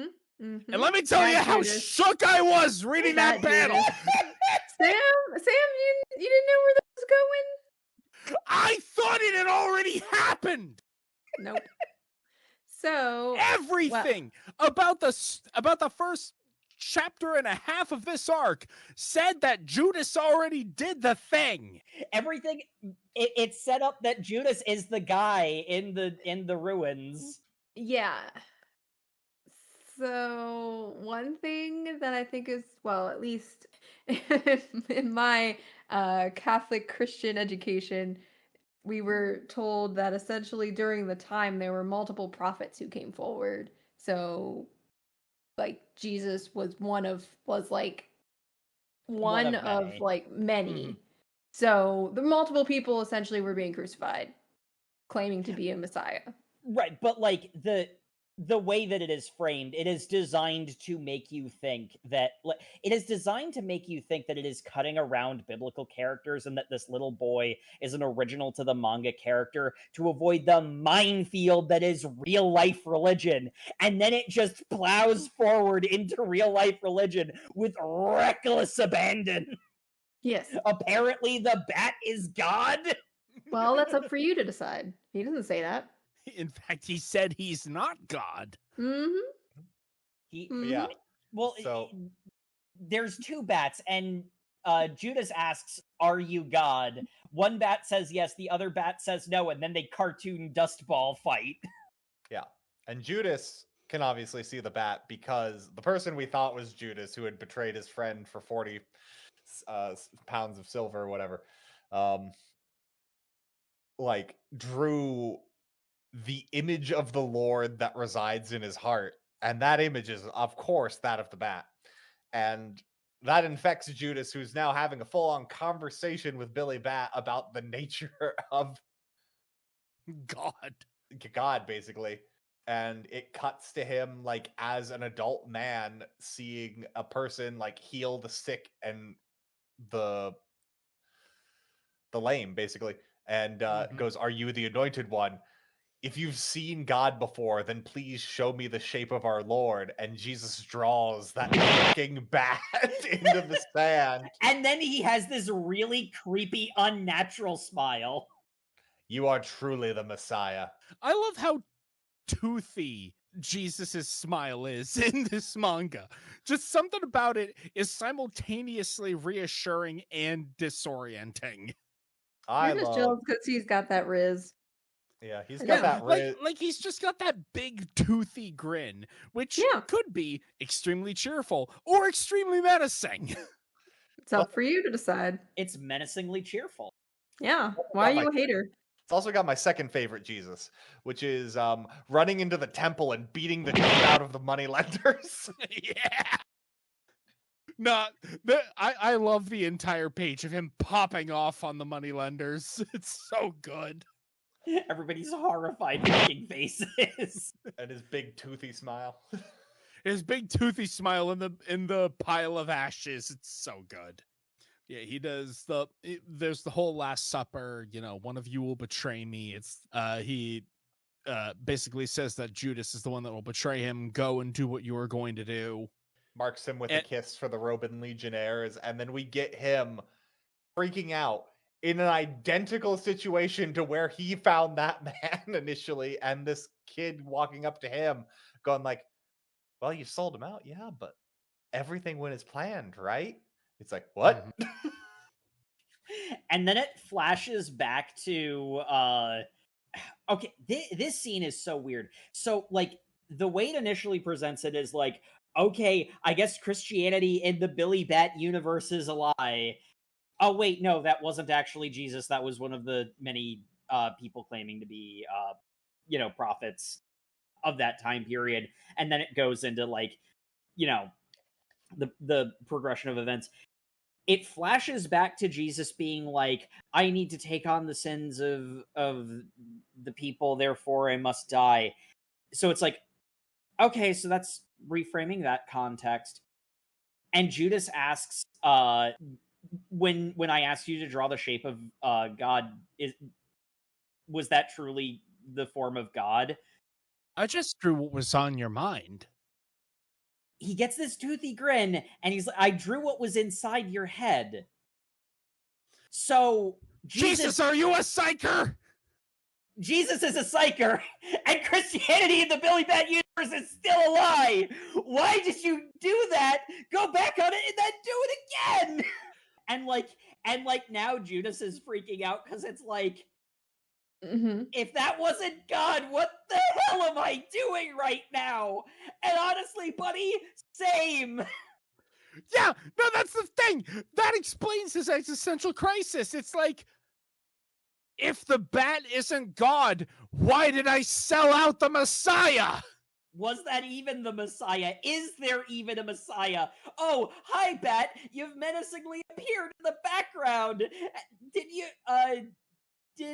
you meet with Jesus? Not once. And you merely were following my orders.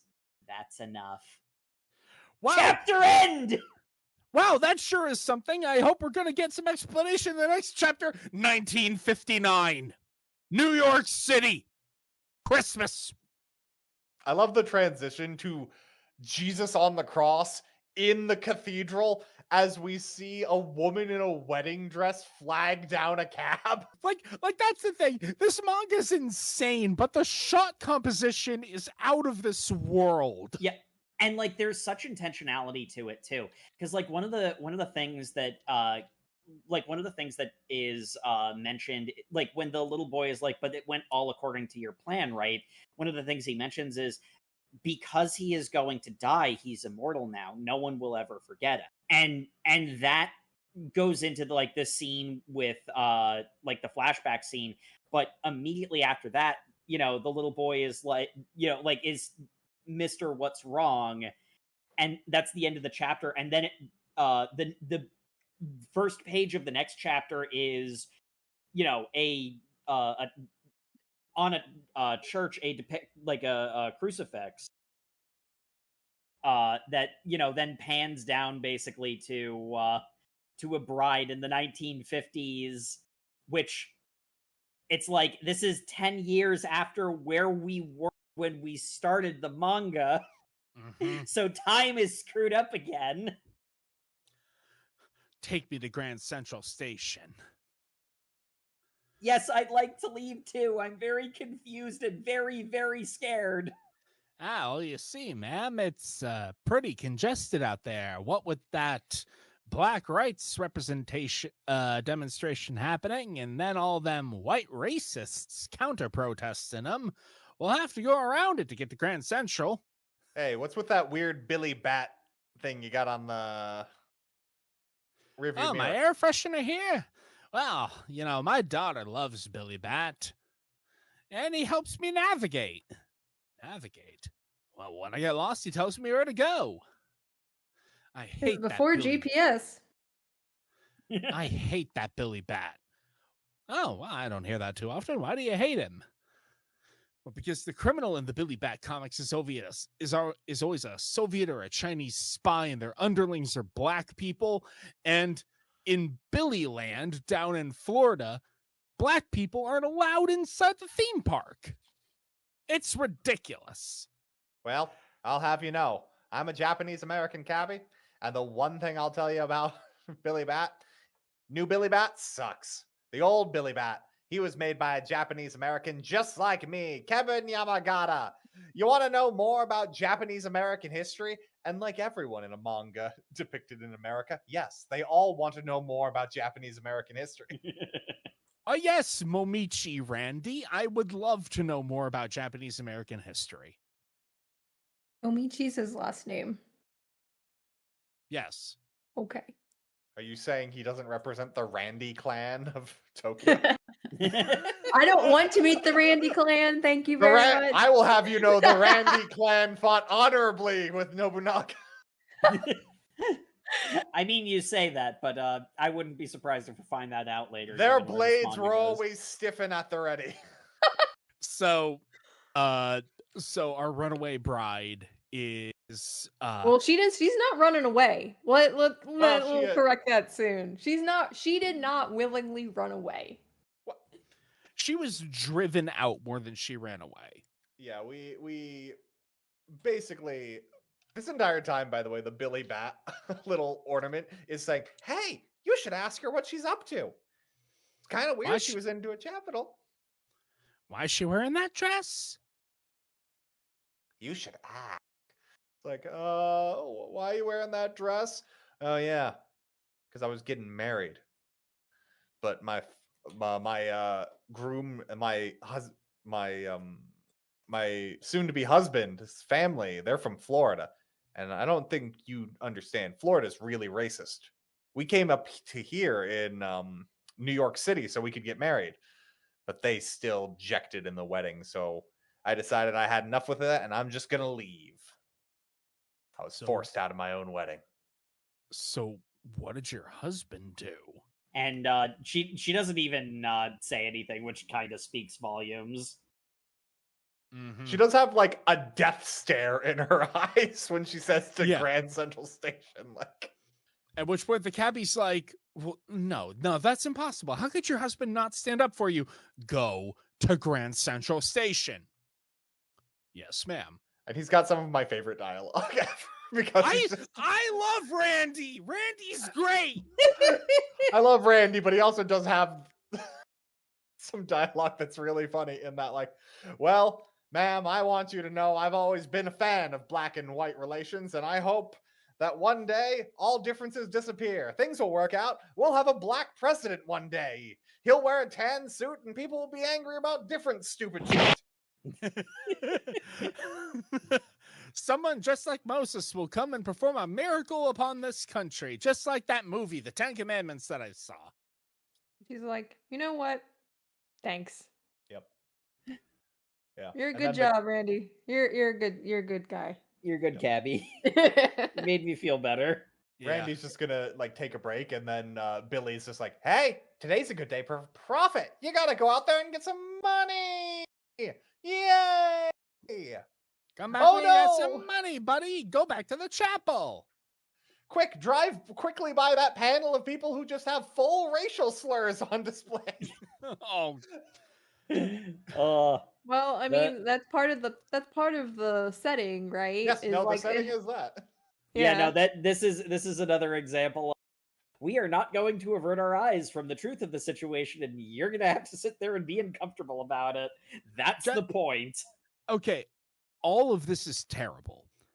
Something about the sign, who needs insert N-word here? Who needs insert N-word? Like that's such a making it sound like black people are in are a knick-knack that you don't need, which Yes. actually is rather poignant now that I say it out loud. Sam, Yeah. what is not clicking? Listen, it's hard to comprehend the horrors unless you're confronted with it. That's the reason why stuff like this. That's the reason why art like this is. Oh, my is poor poignant. baby It is Samuel. important, Oh, yeah. poor baby. So Randy goes back to the chapel where he picks up a white guy in a suit, and this guy asks, "Have you seen my bride? She's a black lady. Get it! We gotta get back to Grand Central Station." exciting car chase scene. And on the radio, "Shivers will run down your throat. It tastes that good. Golden cola." Yeah, we find out that our groom to be is also the heir to be of the Golden Cola fortune, and he has a lot of money, and he Mhm. also was put in charge of the cola company when he'd rather have been an artist. Yep. And the first thing he had to do at the Golden Cola Company was quell a race riot that happened because they were mistreating their black employees. He was Yeah, sent there to so fail. He was sent there yeah, to be devoured 100%. by the lions. Yeah, he was sent there to quell race relations, and there was also the labor, like I think they were also just generally talking about like labor. They wanted a share of the Issues. company's profits, yeah. And then there was the racial tension also that was all wrapped into it, and he was basically fed to the lions. Yeah, It's it's pretty clear. Tapioca is a white thing with more stiff upper lip than this guy. I love Yeah. I love the scene of him just trying to like be a general manager. I'm just the representative manager. I didn't make those decisions, but I'm sure we can find a common ground. And like he's not able to. These people are angry. Like they're not going to listen to reason, and he's not even giving them that. He's giving them like nonsense, and they are going to tear him apart. And then his future bride steps up and I thought the first time I read this, I thought her dialogue was going to go in a different direction. She's like, "No, you don't understand. It's not about being black or white. We can't fight. All our blood's the same color. We all need to hate rich bastards like this." And I'm like, "God damn, poetry." It's so good. It's so good. And the moment she points at him like, "We need to hate these bougie thieves." Yeah, like because like it I does actually fell- go in that direction. And he's like, I'm in fell love. It was so Bottom. hot. Bottom. Sub. Huh. You're not wrong. We don't kink shame here on the Over Manga Cast. We do not. Nope. Cool. And then Randy We just comment when we see it. we get Randy asking the very important question of wait, so she got kicked out of her wedding because your family objected to her being black? First question I don't ask in the manga, but probably should have. Did your family not know she was black until they showed up to the wedding? Second question, did you do anything to address that? No, because I'm a coward. Wow, you're pathetic. And I relate to you, which means I'm pathetic. Moment of silence. Beat of silence for like we're both pathetic men. Yeah, because we're saying what a good guy Randy is, but he's got an entire backstory that he just kind of sat there and watched his wife and children leave him. No, it's like I like Randy because of how like down to earth he is. Mm-hmm. I'm not saying he's a good guy or an aspiration.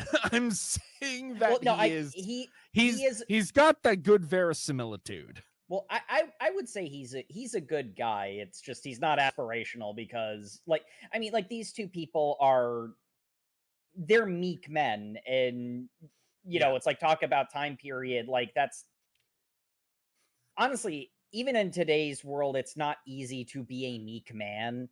Yeah. Like there are like so many like groups who have it rough, but like like that's one of the ones where it's like if you're put in a position of authority, like the groom is like he was clearly sent there to fail because he wanted to be an artist. He wanted to be, like quiet and humble. And the family is like, pansy. okay, we're going to throw you into the thing that you are actively not equipped for, And it's like, then he sees somebody who's in a worse position than he's in, by 2 orders of magnitude, frankly, who has the strength and will to stand up and say, screw that, I'm going to act, I'm going to do what's right. And it's like, and Randy's whole thing is that we don't know exactly what the context was of his wife walking out with their kid, but it's presumably a similar kind of situation where it's like, I could have done something, I could have been stronger, but I just wasn't. I didn't act when I should have. And it's like, yeah, that's like, it's not always easy to just do. And there's something relatable about, letting doubts control you. Yeah. Indeed. Unfortunately, because any writer who uses subtext is a coward. Right as they're pulling up to Grand Central Station, the black civil rights protest and the white racist counter protest are meeting in front of Grand Central directly Station. In front of Grand Central Station. I mean, of all the meeting places, that does make sense. And air freshener Billy Bat says, floor it, drive right through them. But Billy, that'll kill people. Do it. Yeah, they both have a moment of don't do it, but like it's and it's one of those ones where it's like by him like speeding the cab between these two groups, it actually ends up breaking them up. And it's like the Randy had mentioned the 10 Commandments movie earlier, the sea being parted, and it's like this sea of people who were about to tear into each other parted, and it's like it prevents both protests from tearing into each other. And there's a moment where the groom is like, I was telling you to stop, but I see this is like both of our moment, floor it, like they both sort of like unite in the, this is the moment where we redefine ourselves. Yeah, I love that. I love Billy Bat just going, do it. Do it. Pedal to the metal. No one's gonna die, I guess. Maybe. Go for it. Drive Who straight cares through how the many crowd. of them are in the way? Just do it. Yeah. And then like that big gesture of like crashing through the crowd, miraculously not hurting anyone, and like screeching to a stop directly in front of Grand Central Station, where she was out waiting for him to do anything.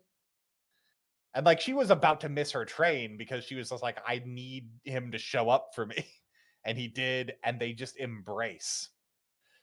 And then Randy's just yeah, like both sides of the crowd are just staring at this. Like neither side really has an answer to that, especially considering what they were all about to do. Yeah. Then Randy's just standing there looking like Mr. Rogers, like, well, I guess I did my one good deed today by driving my cab through an impending race war. My work here is done. My work here is done. You should go do more fairs. I think I want to go say, I want to get my wife back. If you do that, you're going to die. What? I didn't say that exactly, but it's strongly implied. I'm still going to go see my wife? Well, have fun dying.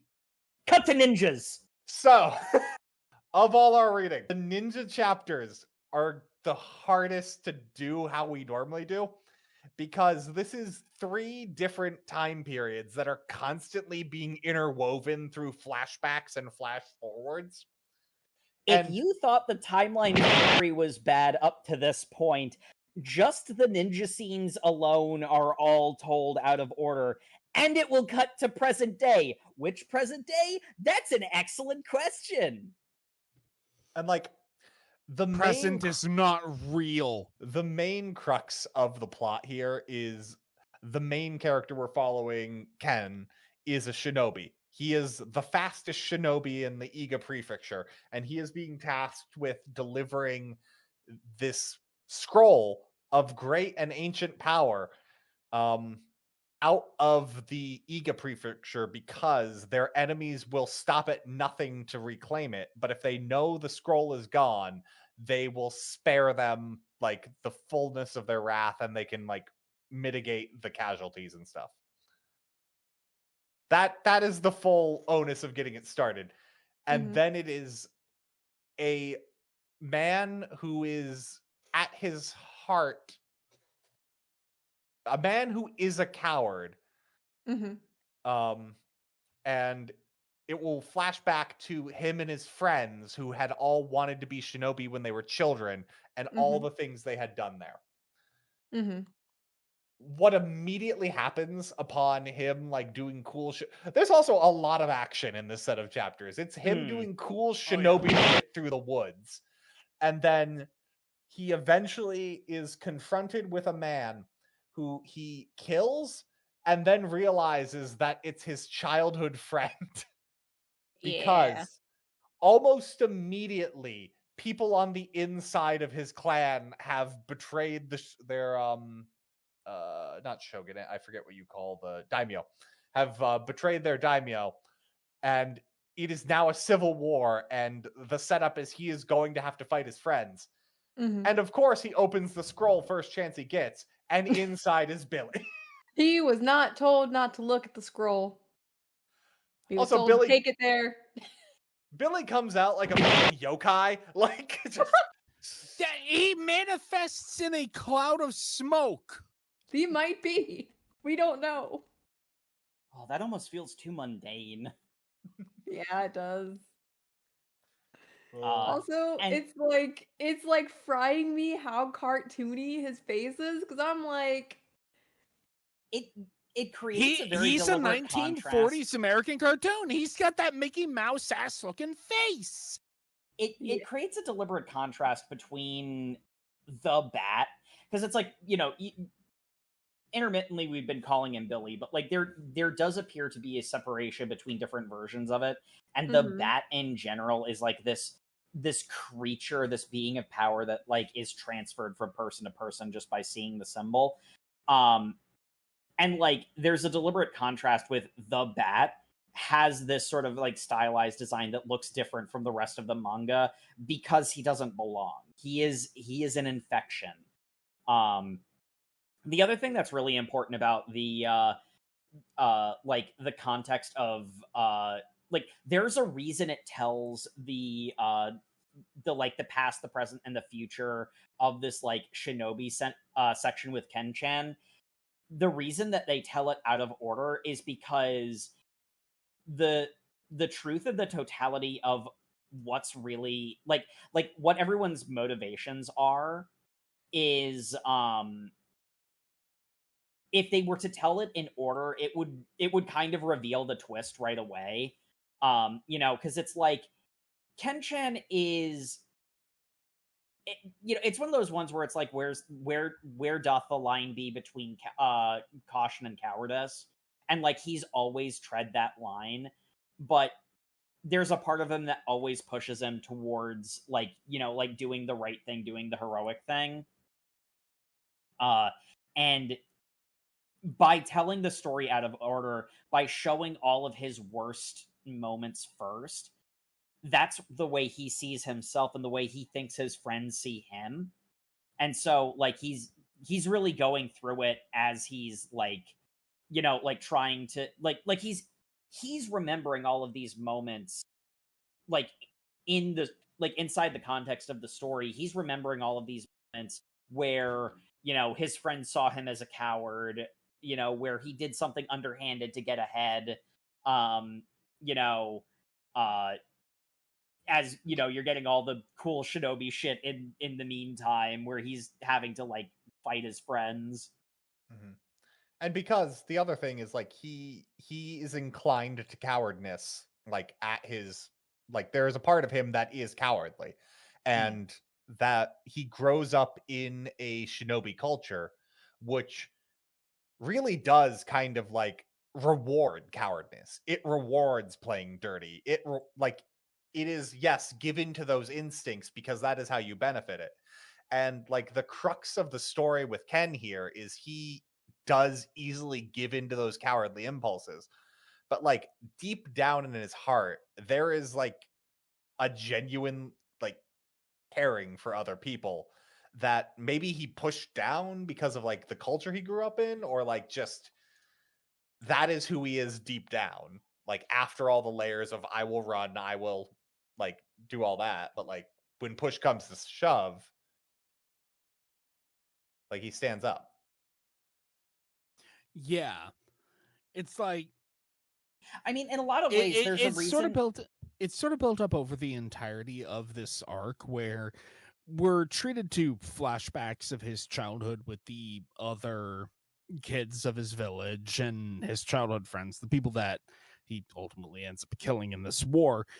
And it's emphasized how much he'll do the eminently practical thing that will win the day, but he tries to do it in a way that makes sure that everybody wins in the end, which is emphasized by the fact that during the like trials where actual ninjas are there to evaluate him, uh he says, "Oh yeah, well thank you so much for recognizing my abilities, but I can't defend Iga on my own.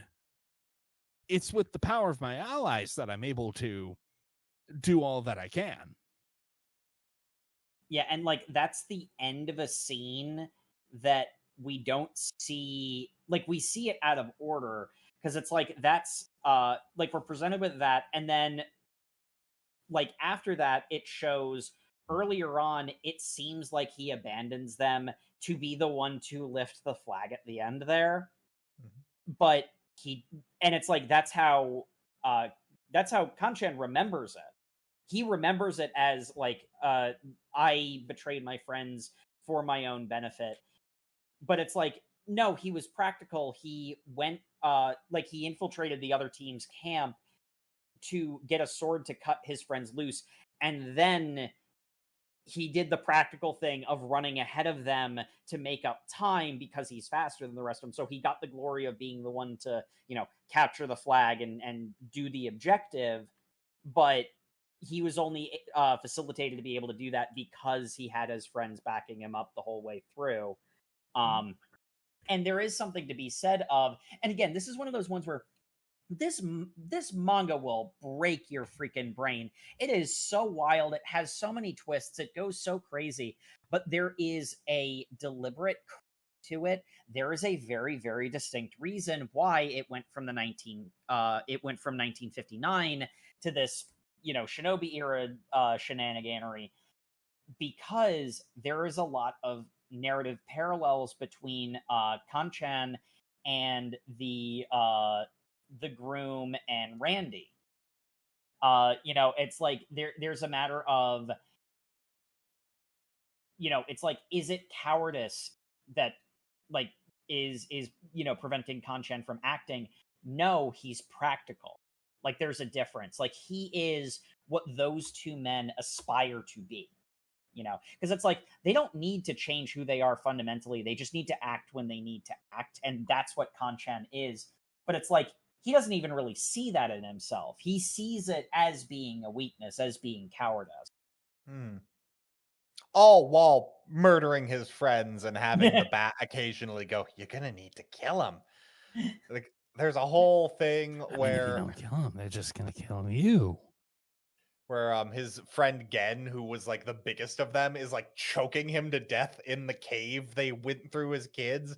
And then Gen sees a flicker of firelight on the cave roof that looks in the shape of the bat, and that causes him to tumble back and fall to his death. And he's just like, I was never meant to be the carrier. Then it must be you, Ken. You must be the carrier.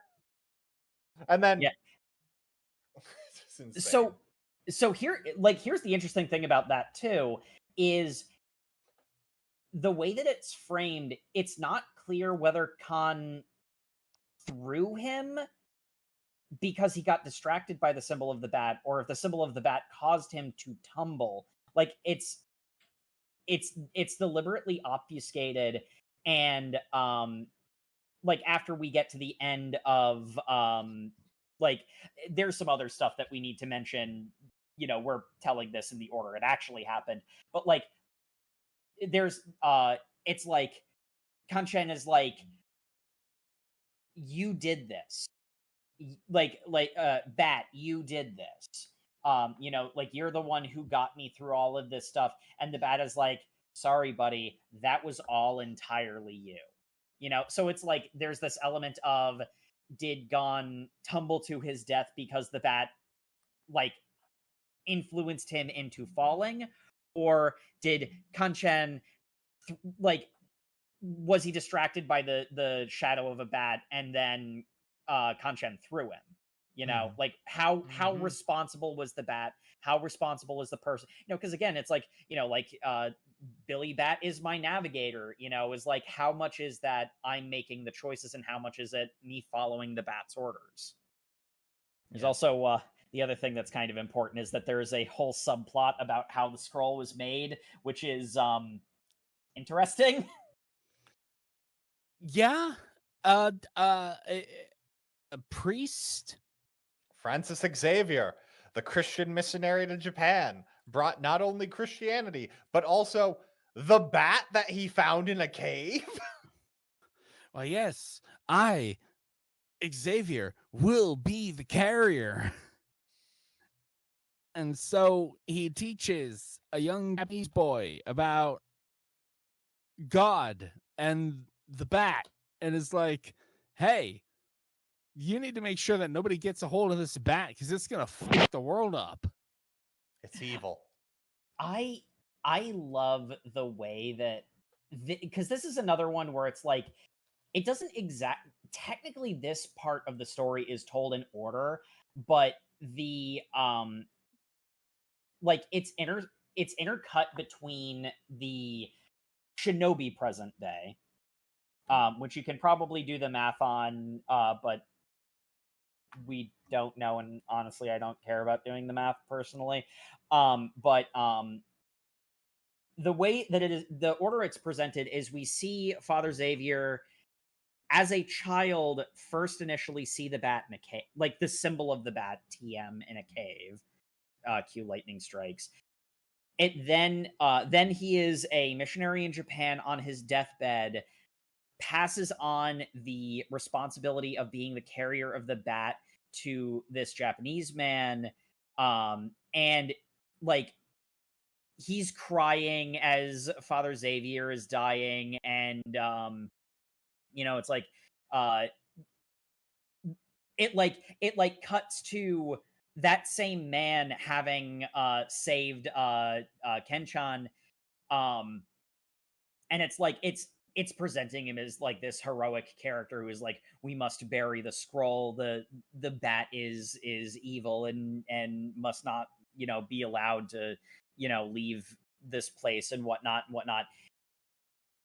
Eventually we flash back to the end of the scene with Father Xavier and it's so sharp that it's funny, where it's like this whole thing is like, oh, Father Xavier, you're entrusting this to me, I'm gonna be rich. I'm gonna be rich. I'm gonna give this to all the daimyos in Japan, and they're gonna make me so wealthy, and I'm gonna inherit the earth, and whoa, money. So like because of the like, they don't tell it out of order, but because they show all of the beginning parts of the story and then introduce you to the character as he is like now. There's a whole thing of he is someone who is like carrying on the like the will of this person who it's like he was initially like enthusiastic when he saw the bat, but on his deathbed he has the 1,000-yard stare. But then they show the truth that like Ken-chan's worried about I'm a coward. This guy was a coward. In honestly a deeper way than like even Ken-chan in his worst view of himself is less of a coward than him. And the reason why he's so stoic in the now is because he made a terrible mistake he can't make up for and he regrets it deeply. Not because he was actually good all along, but because he you done fucked up and there's nothing he can do about it until suddenly now he has the second chance to make it. Because the scroll has stumbled into his possession by him fishing Ken-chan out of the river. And we must continue to have Ken-chan be tormented by the bat. Tormented by the bat. Listen, all right, yeah. So, so the bat is like, hey, kill the old man. He's got his back turned. Kill the old man. Kill him right now. Yeah, I know he was doing all that crazy shit when he was using his firewood chopping axes to Kasurigama, and he killed like 20 shinobi. He's got his back turned. Kill him. Kill right now. And then Ken-chan's like, no, he saved my life. I'm not going to do that. Damn, you're lame. Anyway, here's the last remaining alive childhood friend. He's here to kill you. Yeah, and it's set up like it's this Faustian bargain that you have to listen to the bat to the bat will like tell you what to do, right? And it's like, oh, but like, are you selling your soul to the bat? And I mean, like, one thing that's a common recurring thing is like everybody who gets involved with this scroll is going to die somehow. Like a lot of different characters are like, it's preordained that like you got involved, you're gonna die now. There's almost a level of a lot of characters are like, I'm not the one doing this, it's already done. Yeah. There's a lot of, I don't know, projecting onto the bat. Because really, in what we've read so far, basically the bat asks people to do things. It doesn't really seem to have any actual power. The only thing weird is like when Ken refused to kill the old man still ended up dying. Like it was going to happen either way, it's just, does he die by Ken's hand or does he die by somebody else? Like there's a whole sequence with Ken after this gets saved by a village, and does he leave the village to get ransacked by bandits, or does he come back and try to save them? And this is actually where we get like the payoff of him, like remembering everything wrong. He goes back to save them, and it's like, well, it turns out the bandits were actually hired by Gon. And even after he goes back and saves the day big damn hero style, it's like right as soon as he lets his guard down, Gon and another shinobi who is on Gon's side kills all the villagers, honestly, for no real reason. Like they don't want loose ends. They don't want loose ends, but it doesn't really benefit them. Like, it's one of those ones where it's like, this was like, it was unnecessarily callous, and it's frankly out of character for Gon. But like, this is where we get the whole, this was inevitable, the village's fate was already determined by the bat, sort of thing coming from. I do like that though, is like the shinobi's just like, I hired the bandits to attack the villagers to trap you because I knew you'd come back. And he's just like, wait, what? I had a whole like argument with the bat earlier that I'm a coward. And he's like, no, you're a good person deep down, and that's really your downfall because unfortunately you're in a society that doesn't reward that. But Oh, well, crap. I guess we're honorably dueling then. All right, There's time also to go. a level. Time to go to the bamboo forest. Yeah, I mean, this is also where we get like the most like, because here's the interesting thing: the way that Ken is seeing this, and also the way that it is being presented to the audience is the idea is that it's like, okay, I have nothing left to defend other than my prefecture. So morals, hey bat, tell me how to win. And it's like the way it's framed, the way it's set up is like it's going to be like this Faustian bargain where it's like he does what the bat says, but then the bat is going to ask for something in return. The bat doesn't actually ask for anything in return. Like as Matt mentioned, there's a level of the bat doesn't seem to have the ability to compel.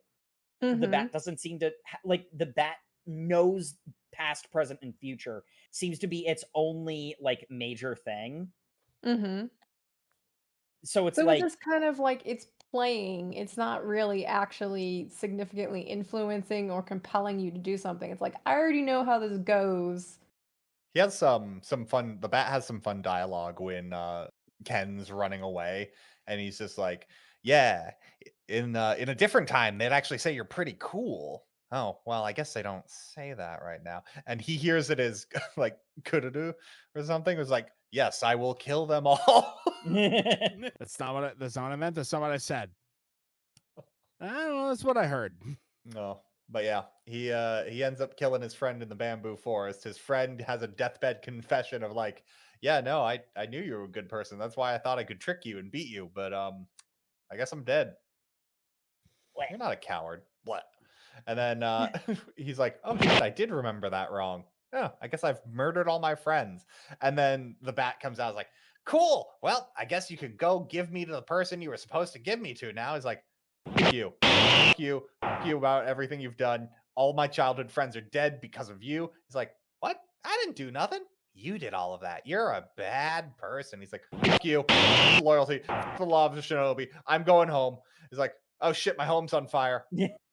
Yeah, that's the other thing where it's like, you know, it's like, what do you even do in this situation? Because it's like the way that the bat works, it's like, you know, like people, like the type of character that the bat is like presenting himself as is like as old as storytelling. Everybody in this manga is genre savvy enough to not trust the bat, like openly. So it's like, is the right call to destroy the scroll, or is the right call to hide the scroll, or is the right call to give the scroll to somebody who could potentially like either contain it or like even use it for good?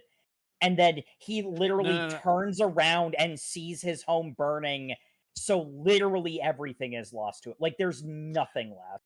No, wait. Don't bury me. Don't bury me. No, burying the school is a bad idea. Hold on. No. Hiroshima, Nagasaki, Hitler, Stalin, 9/11. Wait. No. Epstein files. Yeah, and he buries the bat, and I love the ninjas that were coming here to kill him just go like, oh, he buried it. I guess we're done? Because Nobunaga's just like, yeah, no, I just wanted the copy I've got right here. I just needed the information. Was that Nobunaga or Nobunaga's son? Oh, I think it's his son. I think that's his son. I think that was his son. And like, yeah, that's been something that's sort of been like an undercurrent running this entire time with there are other people, and like the copy, and like one of the big elements that it's like it's building up to this, and you could probably figure it out at this point, like because like they have a big reveal where they say it out loud later, but like the ancient text that has been the source of the conflict up like currently, like in in Kevin's present in 1949, that's not the real thing. That's a reproduction. That was always a reproduction. Like it is in fact ancient, but it is an ancient reproduction of an even more ancient, actually powerful artifact, which is the scroll. Oh, but anyway. And Kanbei, in true FromSoft fan faction, after realizing his hands were too stained with blood, decided to purge his karma. And so he became a sculptor. I know that's FromSoft didn't come up with that for Sekiro, but I have a one-track mind. Oh, and at the very end of our reading, we get Billy showing up. It's like, hey, I got a great teaser for the next exciting episode. The youngest president ever. Yep. We're Ask going to... not what you can do for your country, but ask what your country can do for you. I'm John F. Kennedy. I won't be shot. Oh, Too and we soon. get some guy. We get a fat white man expositioning this to the camera as he's standing in front of Billyland and the creepiest looking mascot. Oh, and that is still, that looks like he's about to be chewed out because he's like, look, a comic about the president. This isn't a comic. This isn't even like realistic. He's not even cute looking. What the heck is this crap? Oh, look at this guy. He's slacking off again. Gonna have to yell at him and tell him to be all perky and happy to, entertain the masses. And I definitely didn't skim the next chapter and find out who's under that mascot mask. The next chapter does have one of my favorite reveal panels in all of manga. Of all of what? Yeah. Oh. In all of manga.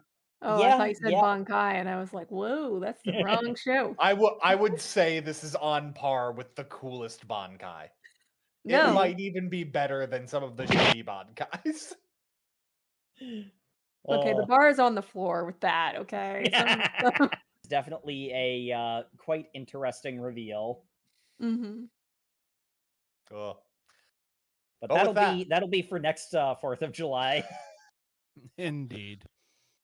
For now, good night, everybody. Wait, we have to do the end of the episode. Right. Favorite character. Old man Sam. Doesn't know how to end these things. It's America's 250th birthday. I am Sam's celebrating by giving himself dementia. Yes. Yeah, obviously. I mean, that is the thing to do right now in America, isn't it? Holy! I just scrolled through chapter 28. What do you mean? That's who's in the next year. We're saving that for next year. Okay, favorite character, favorite plot twist. The bat's on the freaking moon. That's my favorite plot twist. And the bat? I don't know. Jake. Favorite character. Gosh, there's a lot of good ones. Honestly, probably Kevin. Just because I really like that moment where he's like, I'm gonna turn myself in, and all of his characterization has set up that he not only would do that, but is actually going to do that. And then bang, bang, bang, police open up, runs. Like that's such a I don't know, that's such a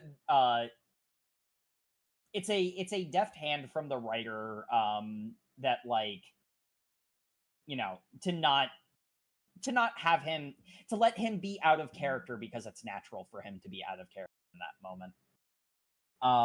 Favorite plot twist,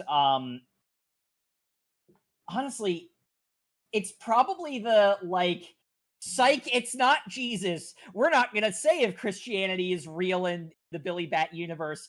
Double psych! Christianity isn't real in the Billy Bat universe. Or is it? Waka waka! The bat did the crucifixion. It's a choice. And the passion of Billy. The passion of the Billy. Oh my god. is that a Grim Adventures of Billy and Mandy episode? I feel like it probably. Oh, jeez. I don't think they It is. made that. Definitely is. And yeah, you know, like speaking of like the plot twists and like, you know, where is this going? I've been alluding to a theory I have, and I am absolutely prepared with how twisty this manga is to be proven as wrong as possible. But one of the themes that I'm seeing sort of manifest is the difference between believing and knowing, because a lot of people believe a lot of things. A lot of people have been acting on those beliefs and making a lot of decisions based off of those beliefs. And almost every time when those beliefs get interrogated, they get torn down. I don't 100% know if the manga is like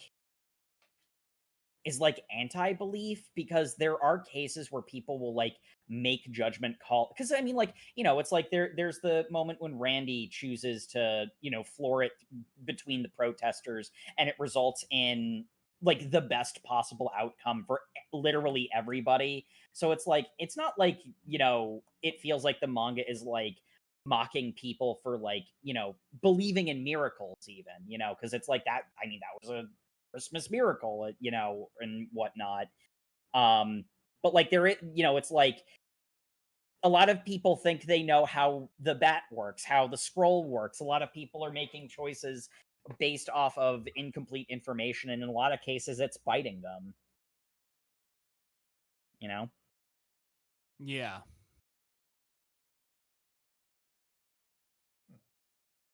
God, there's so much in this fucking manga. Honestly, frankly, we barely scratched the surface. We told you the Cliff Notes summary of it. Read it. It's the only way that you can be infected by the knowledge of the bat. If that's even a good thing. Matt, how about you? Favorite character, favorite plot twist? Favorite character is Diane, because holy shit is that speech of hers of like, no, we all bleed red on the inside, and we gotta hate these rich motherfuckers over here. And I'm like, goddamn, yeah, like woman after she my got own it. heart. Yep.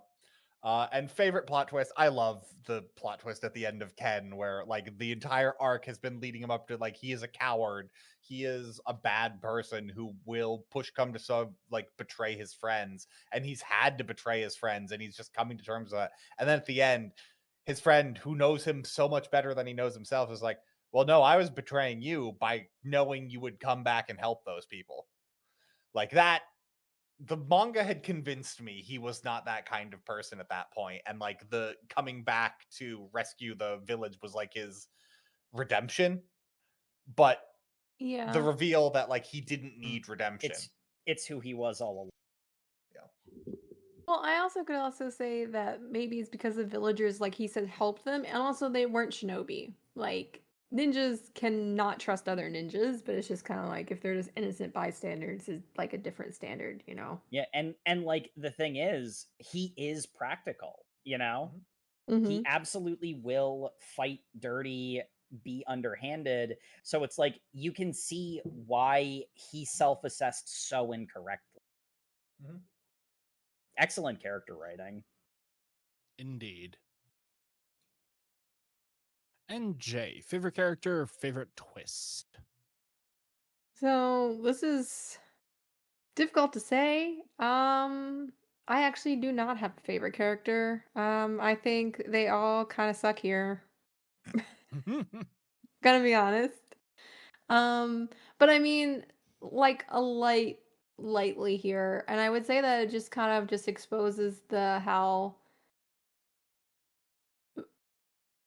vulnerable humans are for a promise or an illusion of power, I guess.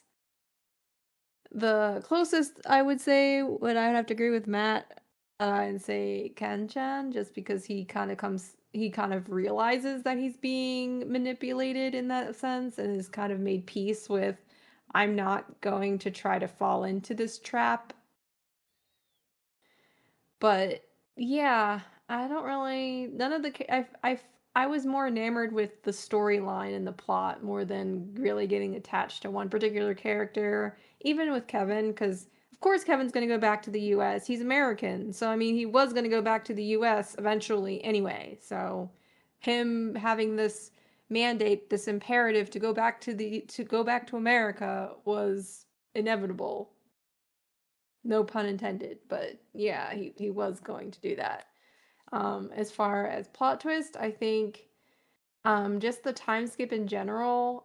So that would include, the time of Judas, Jesus, the Momochi, um, just the time skip to show that apparently Billy Bat has been around essentially for all of humanity, we can assume, I guess. It'd be really interesting to find out more about what type of entity this Billy Bat is, if it's supposed to be a metaphor or an allusion to something else. But yeah. Yeah, and I think that's a good way to dovetail into, would you continue reading? I need to know what the fuck Billy Bat is. This is true cosmic horror madness.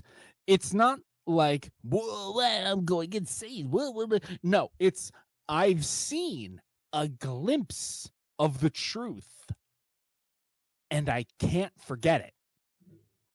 Why is the bat on the fucking moon? I need to know. And I will be insufferable until I find out. So yes, I will continue reading. Yeah, Sam is that specific character in the Lovecraft story. He's very fun to play Delta Green with. How about you, Jake? Are you that character? Honestly, yeah. And truth be told, like as an aspiring writer myself, the way that it played with the progression of time was just so interesting. Like there's a lot of elements of this story that don't work if you tell the story in a normal, conventional way.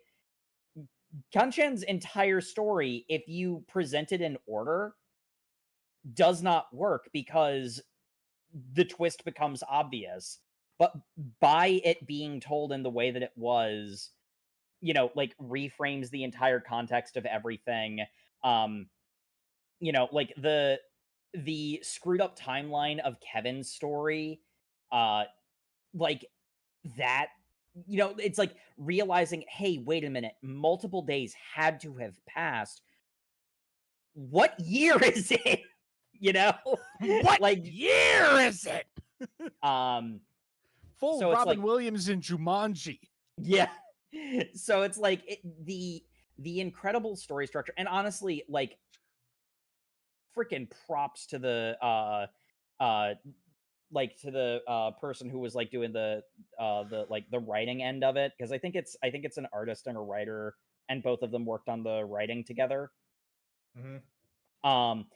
And it's like props to like the writing side of it, because like being able to write characters who are like strong and distinctive and have very clear identities, but also will break character in natural places. Because it's like, it's like I mentioned the thing with Kevin in particular, but everybody in this manga is like that, where they have layers to them, and it makes them feel like such real people. That's super hard to do. And like, not every story needs to have characters that are like that aggressively alive, but this one does. And it is very hard, and to see it execute this well is extremely impressive.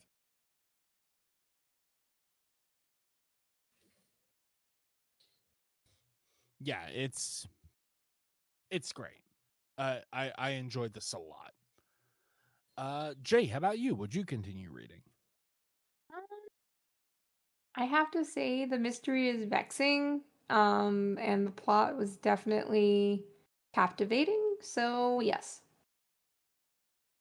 All right. Matt, how about you? Yeah, I've already read this, but I would continue reading again. Hell